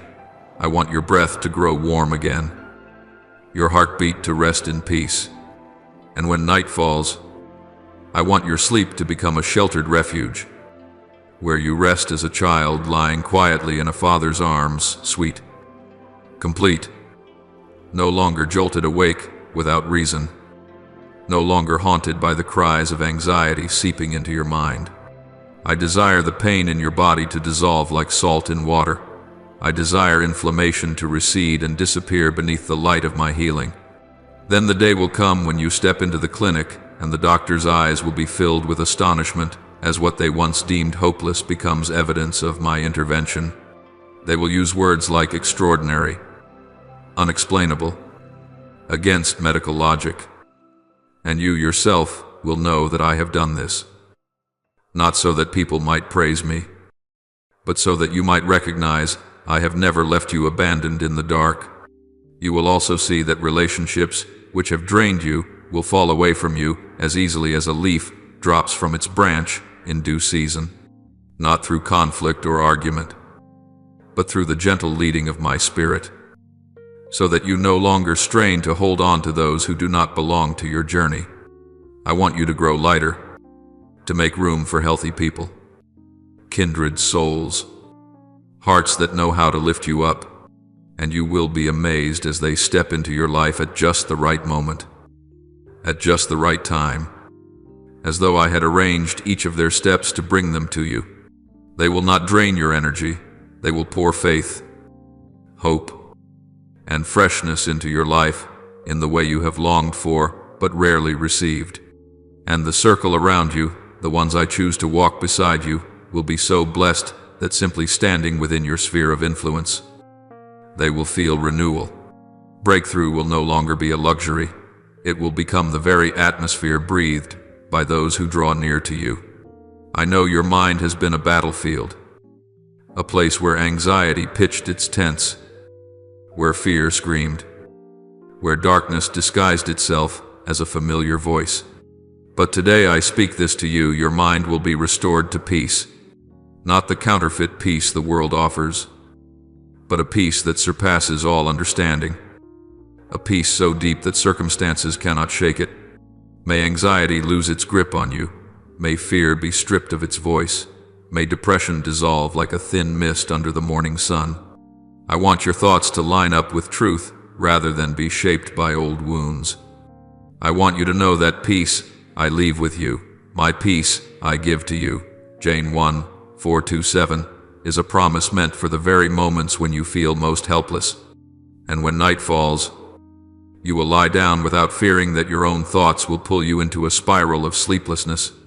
You will drift off in peace like someone resting in a quiet field beneath a star-filled sky, utterly undefended, utterly surrounded by me. Look beyond yourself for a moment, because I want this blessing to flow to your children and to your children's children. Like a seed falling into good soil and bearing fruit, your legacy will take root in the lives of future generations. The cycles you once thought could never be broken, generational patterns, painful scripts, tangled family dynamics will be shattered in you. You will see your children walking free in areas where you once struggled through tears. Your grandchildren will grow up in the light you quietly built through each small, faithful choice. And on your family tree, I will inscribe the victory you have secured, so that those who come after you will know that one person in their lineage stood up and changed the course of history. You are not as small as you think. A single decision from you is enough to shake what darkness has tried to hold. The inheritance I desire for you is not meager or withered. I want abundance to flow in your very bloodstream. Not flashy wealth, but a sufficiency so overflowing that you lack nothing and can become a source of blessing to others. I want your body to be a manifestation of vitality rather than illness. I want your steps to be strong, your breathing light, your heart robust. As your life's purpose grows clear, you will see that the fog, distraction, and confusion that have bound your hands for so long no longer have any ground to stand on. I will cause the calling I have placed on you to resound so powerfully that your small doubts can no longer whisper. And the gifts I have woven into you, the ones you thought were too small, too weak, too faint, will open doors you believed were shut forever. No door is locked when I hold the keys. And I hold the keys to your life, my beloved child. All that I declare today is not an abstract promise, but a reality I long to sow into your life, like rain falling on dry ground. I am not only transforming you, I am transforming the very ground on which you will stand, the atmosphere you will breathe, the generation that waits for the miracle of which you are the beginning. You need only open your heart, and I will accomplish the rest in ways that only heaven can. Believe that what I am preparing for you far surpasses anything you have ever dared to hope for. Believe that you do not walk alone, and believe that from this moment on, blessing begins to flow into your life like a river that never runs dry. As I have promised, I came that they may have life, and have it abundantly. JN 1010. You only need to take my hand. You only need to keep going. I am here, and I will never leave you. My child, come a little closer, for what I am about to sow into your heart is not merely a promise, but a living picture of what I am preparing to unfold for you. Let your heart slow down and the eyes of your spirit open wide, because as you step into this part of the journey, you will feel as though everything before was only a shadow, and now the sky is truly beginning to break open. I have seen every time you hesitated before the door where I knocked softly. I have seen the moments when you almost turned toward a darker path, but then something made you stop, like an invisible touch pulling you back toward the light. You thought it was coincidence, but I tell you it was I. I held your hand back before you slipped too far. I upheld your heart before fear could drag you under. And I lifted your eyes so that you would not lose the hope I placed in your very soul before you were formed in your mother's womb. Now, I want you to see wider, deeper, and more clearly. Your future has many turns, but not every turn leads to life. Therefore, I will set before your eyes two pictures, not to make you anxious, but so that you may know the weight of a choice that seems small, yet can change every current waiting ahead. I want you to picture the first version. It is you if you let your heart shrink back just because of fear. In that version, you keep on walking with wounds that have never been healed, allowing gentle lies to slip in like night mist, clinging to a thin garment. You pass through your days feeling half awake, half asleep, never completely collapsing but never truly living either. The dreams I planted in your heart are covered with dust because you decide that you are not good enough, not strong enough, not holy enough to carry them out. And when trials come, the very trials I allow in order to train you, you avoid them. You withdraw. You choose safety instead of courage. You lean on old habits. You return to places that once numbed you simply because they feel familiar. Then 1 month slips by, then another, and outwardly everything seems normal. Yet inside you there is a weariness that has no name. That version of you is not a disaster, it is simply a life fading day by day, until you suddenly realize the years have passed but your heart is still as old and unchanged as at the beginning. I see you there, sad eyes, slow steps, a forced smile, and I ache, knowing you were always meant for so much more. Then, I want you to look at the second version, the place where you become what I have dreamed of you since the foundation of the world. That version of you is not a flawless person, but one who allows me to shape every rough place in the heart.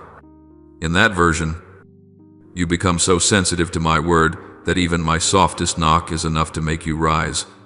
You walk not with human self-confidence, but with the assurance that comes from your God. You lift your head in the middle of the storm because you know my hand is resting at your back. You do not chase after the praise of people. You simply long to live in line with what I am calling you to. And it is precisely in that faithfulness that I open doors you once thought would never be meant for you. The graces I pour out no longer come as single drops but as a flowing stream. Every step you take carries the fragrance of peace, causing others to sense, there is something about this person that I long to touch. You do not put yourself on display, yet the light in you brightens the whole room. You do not need many words, yet your very presence is enough for others to feel comforted. You know that every good thing unfolding is not the result of talent or effort, but of the grace I destined for you long before you even knew how to call on my spirit by name. That is the version I long for you to choose, for in it you become a river of life for your family and for the generations that come from you.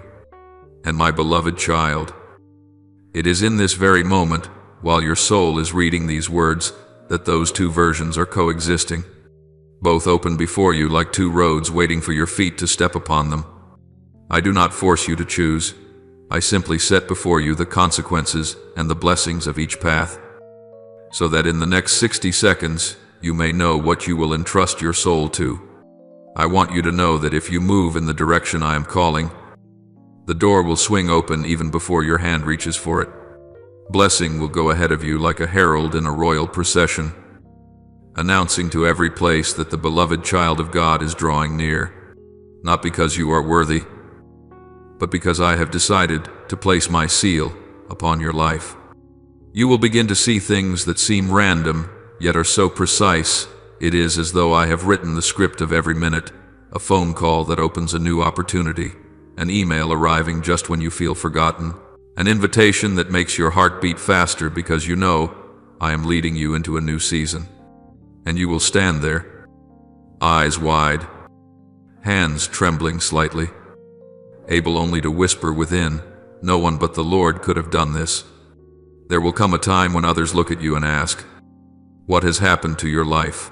Why has everything changed so quickly?" They will not ask out of envy, but out of hope, because they see something in you that they themselves long to taste. And you will tell them, not with pride but with gratitude, about the night you almost brushed past what I was doing, about the moment you nearly let everything pass by because you were so tired. But then there was a call as gentle as the wind that made you stop. You will speak of the instant you realized you were standing at one of two crossroads, that two futures were opening at the same time, and that you chose the path where the light was waiting. No one else may understand that a 60-second decision can change an entire lifetime. But I do. I have watched countless souls step into life simply because they paused at the right moment, listened at the right second, and offered me a tiny yes that resounded all the way into heaven. Now I want you to grasp something more. The shift that is coming is not only for you, but also to show those around you that I am still at work in this chaotic world. I am not silent. I am not distant. I am not weary of humanity. I am still upholding every soul that leans on my grace. And you will be a living testimony of this. My favor upon you will carve a way for parched hearts, so they may see that if you, the one who was once weak, fearful, and standing so close to the edge of darkness can be lifted up by me, then they too have hope. You do not need to strive to make a difference. It is the transformation within you that will do it. When you step into the version I have chosen, your life will become an answer to countless prayers others have whispered in secret. And in this way, what I do in you will never stop with you alone. I want you to imagine further. Before long, you will be standing in a place you never thought you could set foot in. Not a place of glitter or luxury, but a place where your heart is so at peace that you fall to your knees, knowing you have just crossed a journey greater than any story could tell. You will sense the anointing upon your own hands, not as an explosion of emotion, but in a quiet yet steady way, like the sun rising every morning. You will find yourself speaking words you once lacked the courage to say, doing things you once believed you could never do, loving people you used to avoid because your wounds were still too deep. All of this will unfold like a natural current, because I will go before you, making a straight way in the desert, opening a path through the thicket, and raising bridges where you once saw only chasms. This is how I work, not loudly, not boastfully, not hurriedly, but with precision, gentleness, and power. And my beloved, finally, I want you to remember this as you would your own breath. Those two futures are not far away. They are unfolding right now as you read these lines. Every second you choose the light, you are stepping into the better version I have prepared for you. Every second you slow down to listen to me instead of listening to fear, you are altering the course of your entire lineage. Every second you choose to rise instead of give up, you are stepping into the blessing heaven has been waiting to place in your hands. I stand here, not pushing, not forcing, only speaking gently into your heart, choose life, that you may live and your descendants may live. I have set before you an opportunity, a path, and a promise, and the rest belongs to you. In this incredibly precious moment, the moment in which you yourself will open the future I have written in unchanging love. Choose, my child, and as you step, I will step with you. The beginning starts right now. My child, sit down in true stillness, as though every movement in your soul were coming to rest, to make room for this rare moment when heaven and your heart are meeting. You have just come through a journey that was not easy, and I see in the inner eyes of your being something you yourself have not yet fully noticed. You are no longer the same as when you began. Something has awakened a sound so small, yet echoing so far that you can no longer pretend it never happened. You have sensed something that anyone else in the world might try to deny, but you can never deny again. Once you have seen the light slip into the very deepest darkness of your soul, you cannot go back to the old night and live as if you never knew what light is. And this moment, my child, is slowly closing like a door that is gentle yet resolute, a door that opens only for those who dare to step into truth, who dare to let go of the chains that have bound them for so many long years. Do you know that in the spiritual realm, there are moments unlike the ordinary hours you drift through in the flow of life? There are times I open to you only once, so that you may see your true nature, see where you belong, and see what you are being invited to step into. This is such a moment. You did not arrive here by accident. It is not merely emotion. It is not by chance that your heart has been stirred so deeply. I have been preparing this from long ago, from the times when you thought I was silent, from the nights when you sighed and no one knew, from the moments when you felt abandoned. All those pieces, little by little, have led you here to this moment when I can finally speak to you the things I have longed to say for so long. And once truth has been sown into your heart, it can no longer be choked out, because my word does not return empty, but bears fruit for all who open their hearts to receive it. Is 5-5-1-1. You can no longer go back to the way things were, for it is I who have awakened the deepest part of your soul, the part you once tried to forget, the part you were afraid to face. Yet it is also the most beautiful, the strongest, and the closest to me. You cannot return to your old way of living, your old excuses, your old habits, because you have come to know that they are chains, not a home. You can no longer lull yourself to sleep with vague dreams and promises of tomorrow, for your soul has felt the breath of real life, the life I have always desired to give you. You have heard my call, and once your ears have heard that call, nothing can truly make you pretend you never heard it, for that call does not speak to the ears of your body, but to your very being. It awakens you like a bell that rouses a sleeping soul in the midst of a battlefield. You are the seventh soul, not in the sense of being greater or lesser than others, but in the sense of timing. You have arrived at the very moment when this door is opening for one who is called to step into a new season. There are realities in the spiritual realm that move in cycles, and today you are standing at the exact crossroads between an ending and a beginning.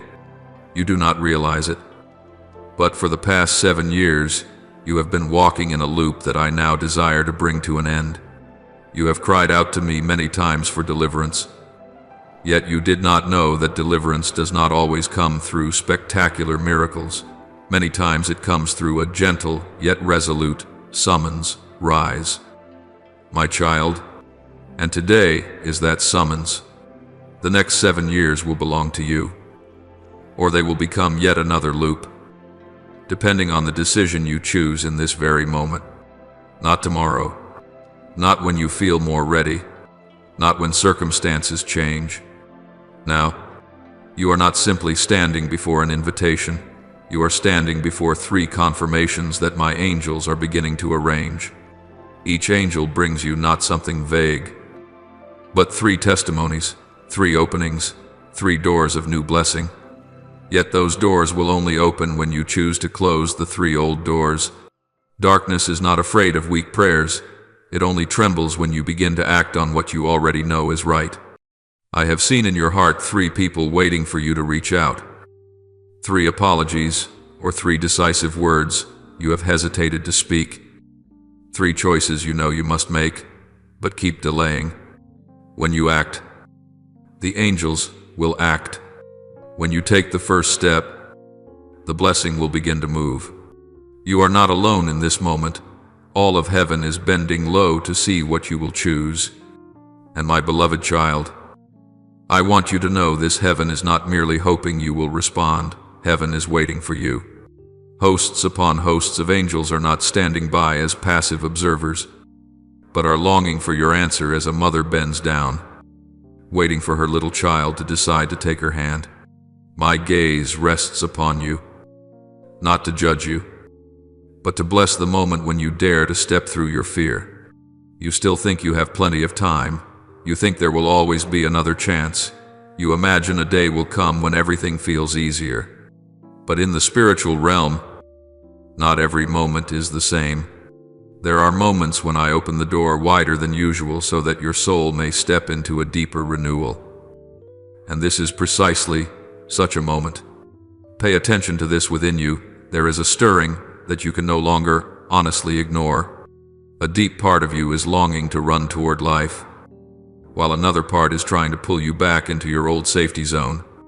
But that old safety zone is not home. It is only a place that feels familiar because you have lived there for so long. It is time to leave it. Today, if you hear my voice, do not harden your heart. Ps 9, 5, 7, 8. You may think you are not ready, but in truth you are more ready than you realize.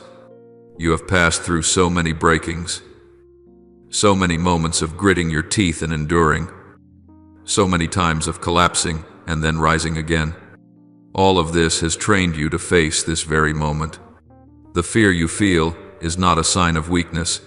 It is simply the last boundary that darkness has raised to keep you where you are. If you will only take one step more, every chain will fall without you having to strain. And my child, I want you to understand that this decision does not require you to instantly become a flawless person. I do not ask you to be perfect. I ask you to be sincere. My faithfulness will uphold the unfinished parts of you. All I desire is that you agree to move toward the light, even if your feet are still trembling. Freedom does not come from absolute strength. It comes from trust in the midst of your weakness. It is precisely when you say, "Here I am, lead me," that the heavens begin to open over your life. When you decide to walk forward, the angels will clear the way. What was once blocked will be undone, and new doors will open in ways you could never manufacture. For that is my work. This moment is not an ordinary opportunity. It is like a final bell, a last call, a flash of light revealing what I have prepared for you before the night closes in. Yet you do not need to be afraid. You only need to respond. You are standing at a crossroads that very few ever recognize. You can step into 7 years of blessing, or you can continue into 7 more weary years. Everything depends on the choice you make in this hour. I do not force you. I love you. And it is precisely that love which longs for you to choose the path that leads you into life. Remember that heaven does not open its doors to threaten you. Heaven opens its doors to offer you an entirely new path. And right now you are not merely invited, you are deeply longed for. Not when you have time, not when you can rearrange things, not when your life is more stable. This is a right now moment. For the light does not wait for your perfection. The light waits only for your consent. And here I am, extending my hand, waiting for you to take it, to lead you into a journey for which you have long been prepared, but have never truly dared to enter. My child, I long for you to pause for a moment and listen carefully. not only to my words, but also to the heartbeat within your own chest. Because this hour is not a meaningless moment drifting among thousands of identical days. It is a very real dividing line between your old life and a new journey I have long prepared uniquely for you. Do not wait for some perfect day. Do not delay until you feel strong enough, holy enough, ready enough to take the step. There will never be a moment when you feel completely sufficient. And you know that. That is why I have placed this calling and this invitation squarely in your present. This moment is not a rough draft. This is real life. Every breath you now receive is a portion of the gift I give. And I am using this very instant to whisper to you, you do not need to become a perfect version of yourself before you return. You only need to come back. And I will write the rest with you. You have often imagined breakthrough as something dramatic and grand, accompanied by unusual signs or some event that shakes your entire life. Yet within you something quieter, yet far deeper, is taking place. It is the struggle between remaining where you are in an old, worn-out safety zone, or courageously stepping across a new inner boundary. That boundary is not a physical place, not a new job, not another relationship. It lies in the very decision to believe. A single small yes is enough to turn the direction of an entire life. One humble step is enough to open a whole new field you never imagined. What makes the difference is not the length of your prayers, but the trust in your heart. Trust that I am the one speaking to you. Trust that I do not deceive you. Trust that I am big enough to catch you if you stumble, and gentle enough to gather you into my arms each time you are weak. Do you remember those nights when you wept in silence, your eyes fixed on the dark ceiling, your mouth unable to form words, leaving only choked, muffled sighs? In those moments you asked yourself, when will my life finally change? When will I be free from this cycle? When will I no longer have to be strong all by myself?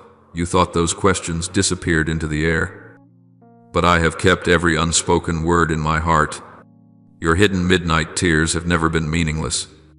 They are the seeds I have used to water the soil of your soul, so that one day, when you are courageous enough, those tears would bloom into flowers of faith. And the when you once asked about is today. I do not promise you a tomorrow without hardship, but I offer you the chance that from this day on, you no longer have to walk through those hardships alone. You often think, perhaps I need to pray a little more, read more spiritual books, live a better life for a few more years, and then it still won't be too late to decide. But my child, you do not realize that this very later is stealing from you an entirely new life. Delay can be dressed up to look like wisdom, but deep down it usually springs from fear, fear of change, fear of losing what is familiar, fear of facing yourself, fear of leaving relationships or habits you know are not good, yet still cling to. I do not blame you for these fears. I understand they were born from wounds and exhaustion, but I also do not want you to let those fears steer the rest of your days. You do not need to wait until you are no longer afraid before you move.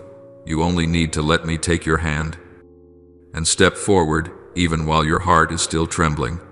What I am setting before you is not a sentence of condemnation, but an invitation. That invitation is not addressed to some anonymous crowd. It is spoken to you by name.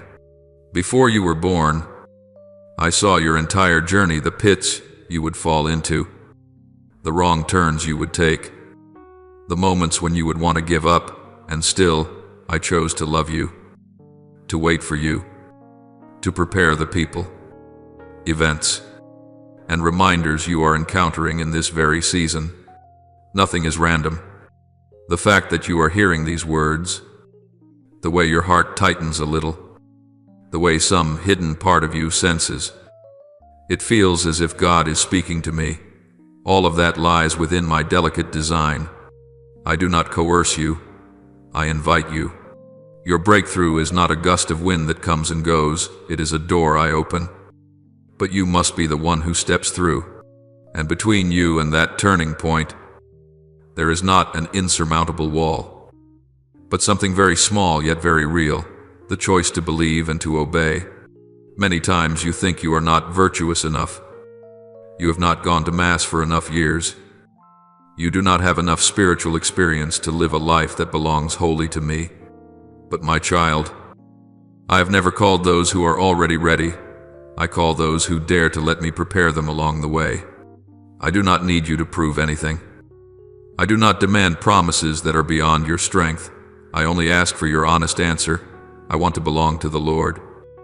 Even though I do not yet know how to do it fully, it is precisely that humble answer that becomes the place where I can pour out my grace in the strongest way. I know that when you hear about closing certain doors, your heart stirs with all kinds of worries. If I walk away from that relationship, will I be left alone? If I dare to stop that habit, will I be able to bear it? If I send a message to apologize, will I be diminished? If I decide not to keep compromising, will people abandon me? All those questions are real, and I respect them. But I also want you to ask one more question. If I keep going on like this for another year, 5 years, 10 years, will I be able to endure it? Look straight at that. Imagine your future self, still carrying the same old wounds, still facing the same old torments, still hiding in the same makeshift shelters you call habits, or that's just how I am. Do you really want that for yourself? I know you do not. And I know you are thirsting for something far, far better. So when I say to you, close those doors, it is not a cruel demand that forces you to leave everything in a single night, but an invitation to step into a new kind of protection. The door you close might be a relationship that is dragging your soul downhill. It might be empty conversations that slowly carry you farther and farther from me. It might be the content you keep secretly watching, knowing full well it is slowly killing your soul. It might be the way you speak, the careless words, the undisciplined lifestyle you have always brushed off as no big deal. I am not telling you to hate those who have hurt you. I am teaching you to forgive them, and at the same time to set boundaries so they can no longer harm your soul. I am not asking you to torture yourself over old sins. I am asking you to bring them before me in the sacraments, in prayer, in seeking help, so that together with me, you may find a new path. When you close those doors, you are not losing yourself. You are saving your very self in me. There may be very concrete steps that I urge you to take. Sending an apology message you have delayed for far too long. Reaching out to a spiritual guide and saying, I need to be listened to. I am really confused. Stepping away from a group of friends around whom you feel yourself drifting farther from me. Signing up for a prayer group, a catechism class, a faith activity you have always been shy about. Deleting a contact that keeps dragging you back into what you know is wrong. Resetting your schedule and setting limits for social media, for movies, for anything that dulls my voice in your heart. These actions may sound small and ordinary, but in the spiritual realm, they are like very sharp swords that cut through the cords that have bound you all this time. I will not abandon you to do this on your own. I will be beside you, reminding you, consoling you, lifting you up whenever you stumble. Look back over the whole journey by which I have led you up to this moment, the times you thought you were completely finished, yet still somehow made it through. The people who appeared unexpectedly and then disappeared. The situations that forced you to stop and think. The words you heard somewhere that happened to touch exactly where you were hurting. Do you see how all of them are lining up? Connecting into a single straight path that is not a chain of coincidences, that is a convoy of graces I have arranged to bring you to this very moment. And right here, I place in your hand a key, the key of decision. Only you can turn that key in the lock of your own heart. I do not force you. I wait. But I wait with all the love and hope of a father who knows exactly who his child can become if that child dares to say yes.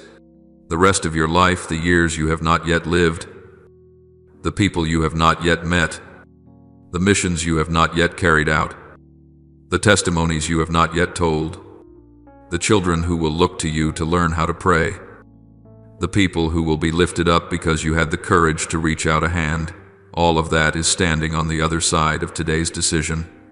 You can keep walking down the old road, leaving everything as it is, choosing safety, accepting that your soul will live only at the level of just getting by.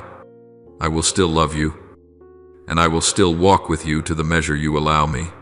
But if today you dare to take even one small step, dare to close what once bound you, dare to send the words that need to be spoken, dare to begin the things that need to be done, you will see me opening before you doors you never imagined.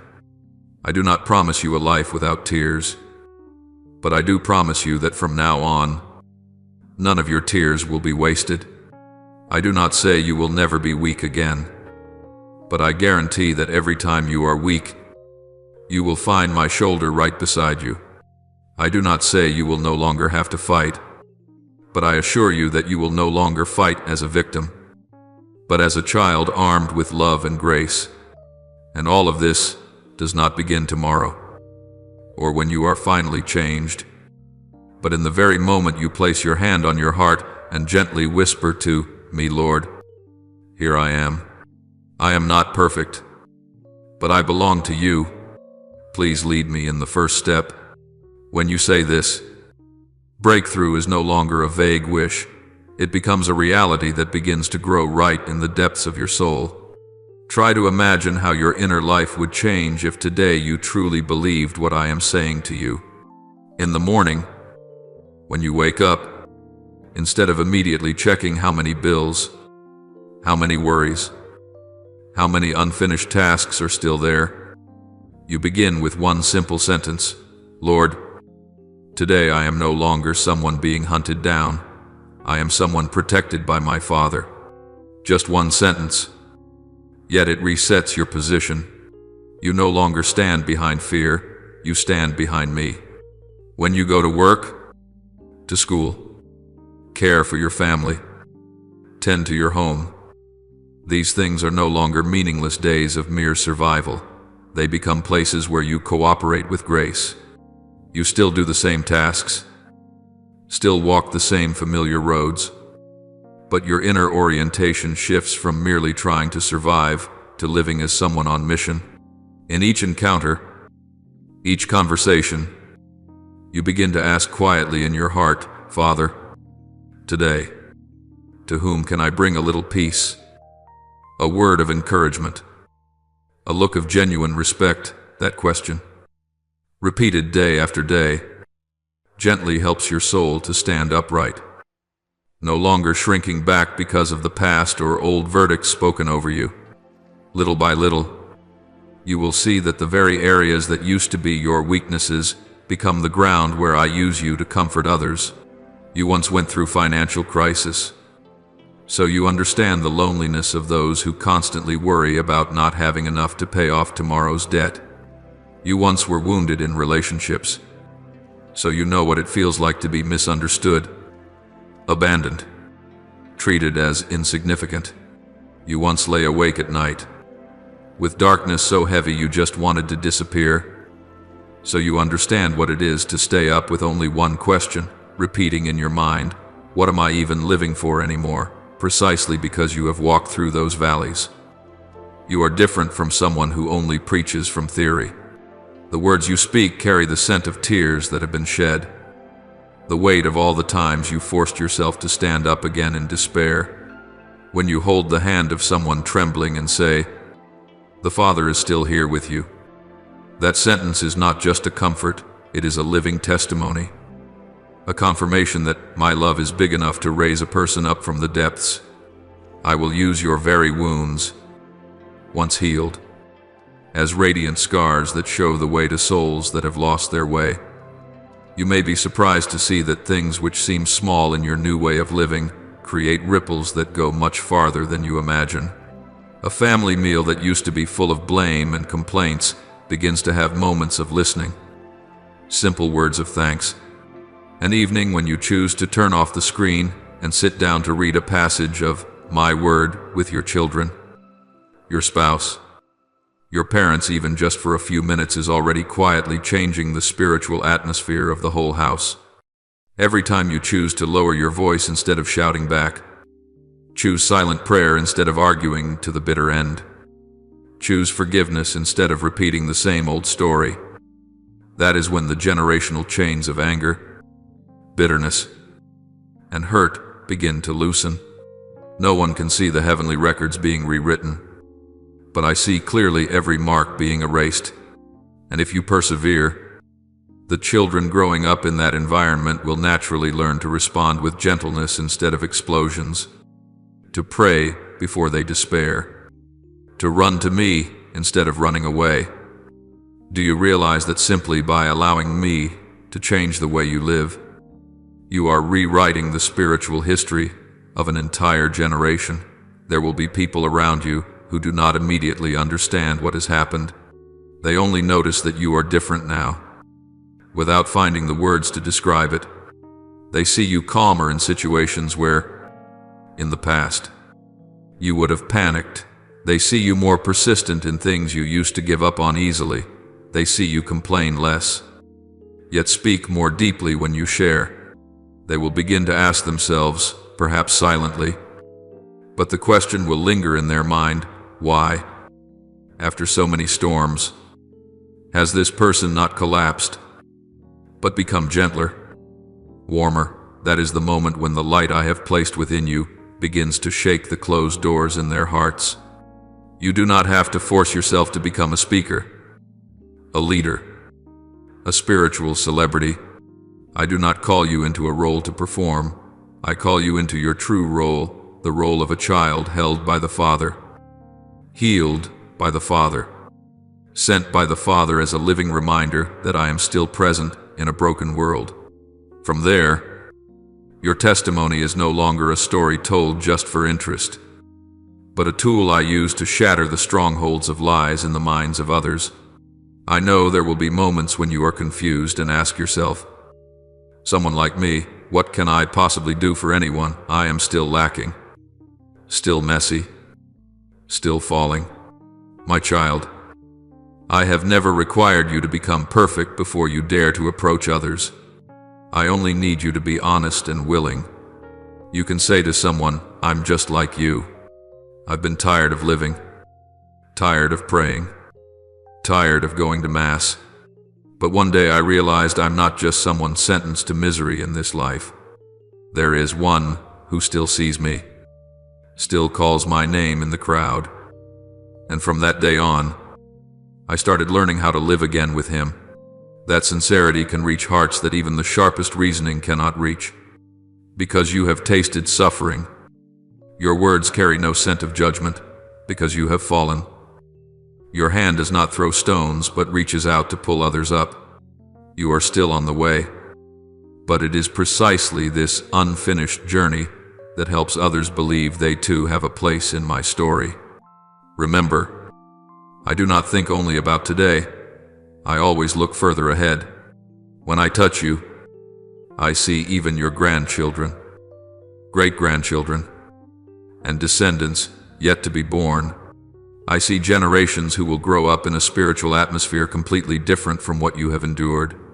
I see a little boy or girl in your household who one day will stand up and pray naturally, speaking to me with a warm trust you never had in the past, because they will have grown up in a home where a father, a mother, brothers and sisters dare to live honestly before me.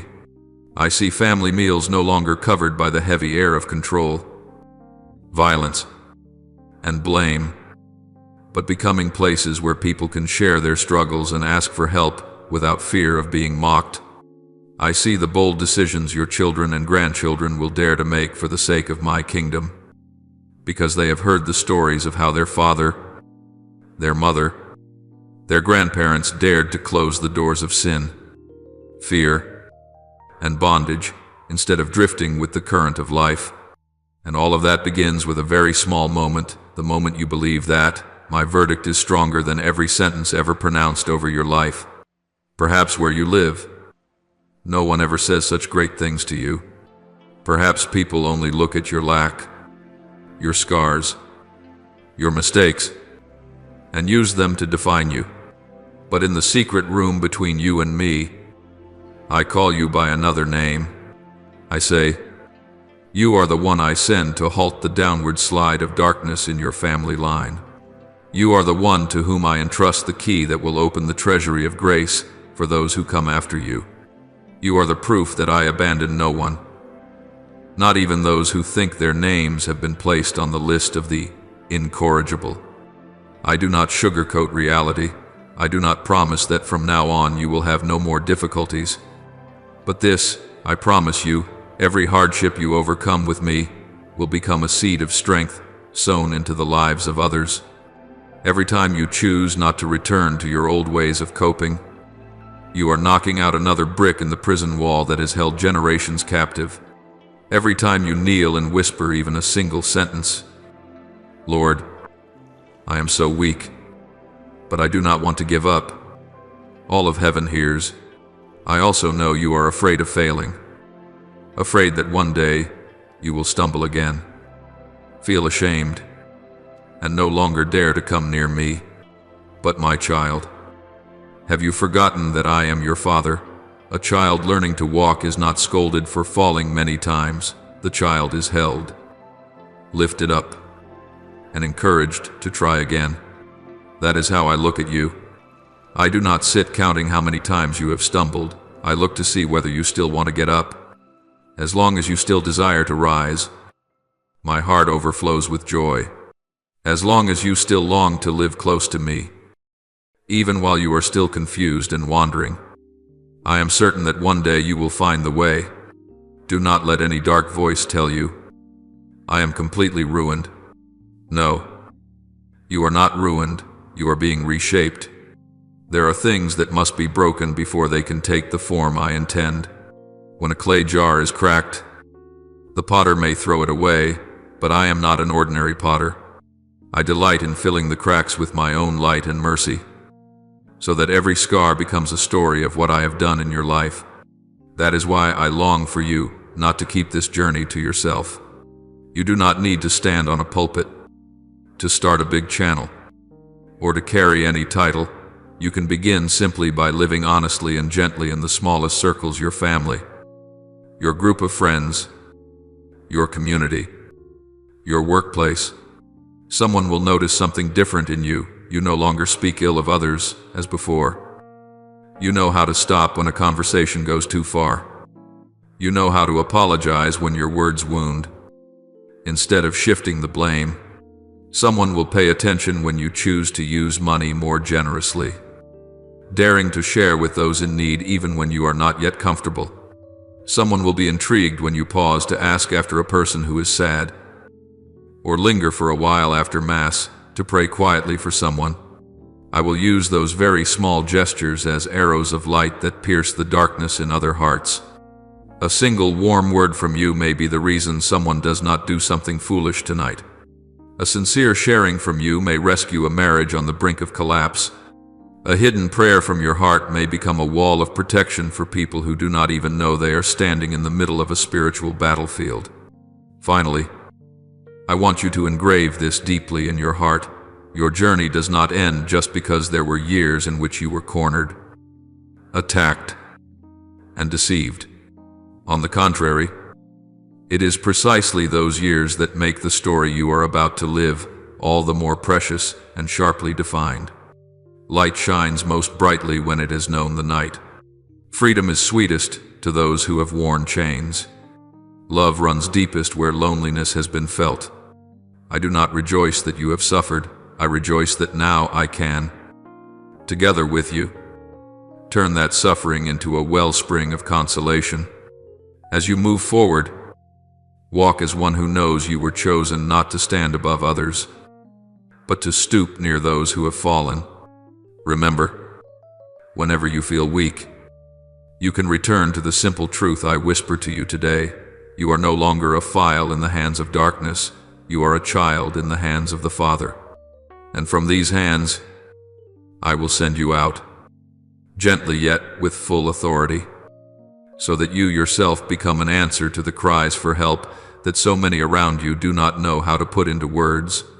Now open your heart as you would open the final door, and offer me the truest prayers from the depths of your soul, so that every word you utter becomes the breath of your homecoming, and every whispered sound becomes a step you take into the light I have prepared for you. O God Almighty, you are the Father who sees through everything hidden in my heart. Today I come before your face, no longer wishing to conceal or embellish anything. I ask you to shine your light into the deepest places of my heart, the places bruised and wounded, the memories that for so many years I have only dared to bury and never dared to entrust to anyone, not even to myself. Please break every word of condemnation about myself that I have mistakenly believed that I am useless, unworthy, a burden, and instead engrave deep within my heart the truth that I am your beloved child, called by a personal name and wrapped in boundless mercy. Please cleanse my memory and heal the distorted images of you that I carry because of past wounds, so that I will no longer see you as a cold judge, but truly recognize you as the Father who runs to embrace me every time I fall. Grant me the courage to face myself, not to accuse myself, but to hand over every weakness entirely to you, so that from this day on I may begin to live from the foundation of truth and no longer from fear. Heavenly Father, you who behold every invisible battle surrounding my life, I ask you for the grace of discernment, that I may recognize which voice is yours, which is the voice of darkness, and which springs from my wounds and bad habits. I do not want to go on living like a victim, tossed about by events, by negative thoughts, by situations that repeat themselves like a curse. Please let the light of the Holy Spirit shine upon those areas I have mistaken for personality or fate, but which are in fact doors I have unwittingly opened for spiritual and emotional bondages to enter. Please wrap your arms around my mind, especially in my weakest hours, in the nights when I toss and turn with dark thoughts, so that whenever I hear a voice rising within me, I know how to ask, Lord, is this your voice? And have the courage to reject every lie that does not come from you. Please teach me to see my true condition, neither sugarcoating nor despairing, so that I may enter this spiritual battle as a child whose hand is being held and led by the Father, and not as an orphan wandering alone on the front lines. Lord Jesus, full of mercy, you who have paid the price for me with your own precious blood, today I place at the foot of the cross all the entanglements of my finances, my work, and my future. I have so often felt drained, as if no matter how much I work it is never enough, as if every time I manage to gather a little peace, something happens right then to take it away. Please enter into every decision I make regarding money, work, and career, so that I no longer act out of fear of scarcity, but out of trust that the Father knows what I need and will never abandon me. Please stop up the leaks I have not yet seen, the habits of spending according to my emotions, the relationships that keep me dependent, the choices made without prayer that push me into stress. Grant me the grace to be faithful in little things, to work diligently and honestly, yet at the same time to know how to rest in you, so that my finances are no longer a rope pulling me away from you, but become an instrument through which I live generously and share with those poorer than I am. O God Almighty, before anything else, I bow my head in thanksgiving, for you have never taken your eyes off me. Even in the years when I thought I had been completely forgotten, I thank you for the times when I wanted to give up, yet some strength lifted me up. Now I understand that it was truly your invisible but very real hand holding me. I thank you even for the painful events, the failures, the broken relationships, the days of exhaustion, because looking back I see that these very things have driven me to stop relying on my own strength and begin to cry out to you. I praise you because you have not allowed the dark plans against my life to have the final say, but have intervened at the right moment and declared a verdict in my favor in heaven, so that today I can stand here to pray, to hope, and to begin again. I thank you that you use both the good and the bad that happens to draw me closer to you and to prepare me to become an instrument of peace for others. Beloved Father, I thank you that your love for me does not demand that I perform or hide anything. Thank you that every time I return to you, no matter what condition I am in, you never reopen the record of my mistakes to accuse me, but instead, you hold me even closer. Call me my child, and set before me a new opportunity. I thank you for letting me see that I do not live for myself alone. I am called to become a door of grace for my family, my friends, and the generations to come. Thank you that you are not discouraged by my many stumblings, but patiently wait, correct, lead, and gently shape me little by little. I thank you that in a world full of noise and demands, I can still find a place of refuge in your heart, where I am allowed to be weak, to weep, to be honest, and from that place receive strength again to go on. I offer this prayer in the holy name of the Lord Jesus Christ. Amen. Please don't forget to subscribe and turn on notifications so that together we can build a strong community of faith.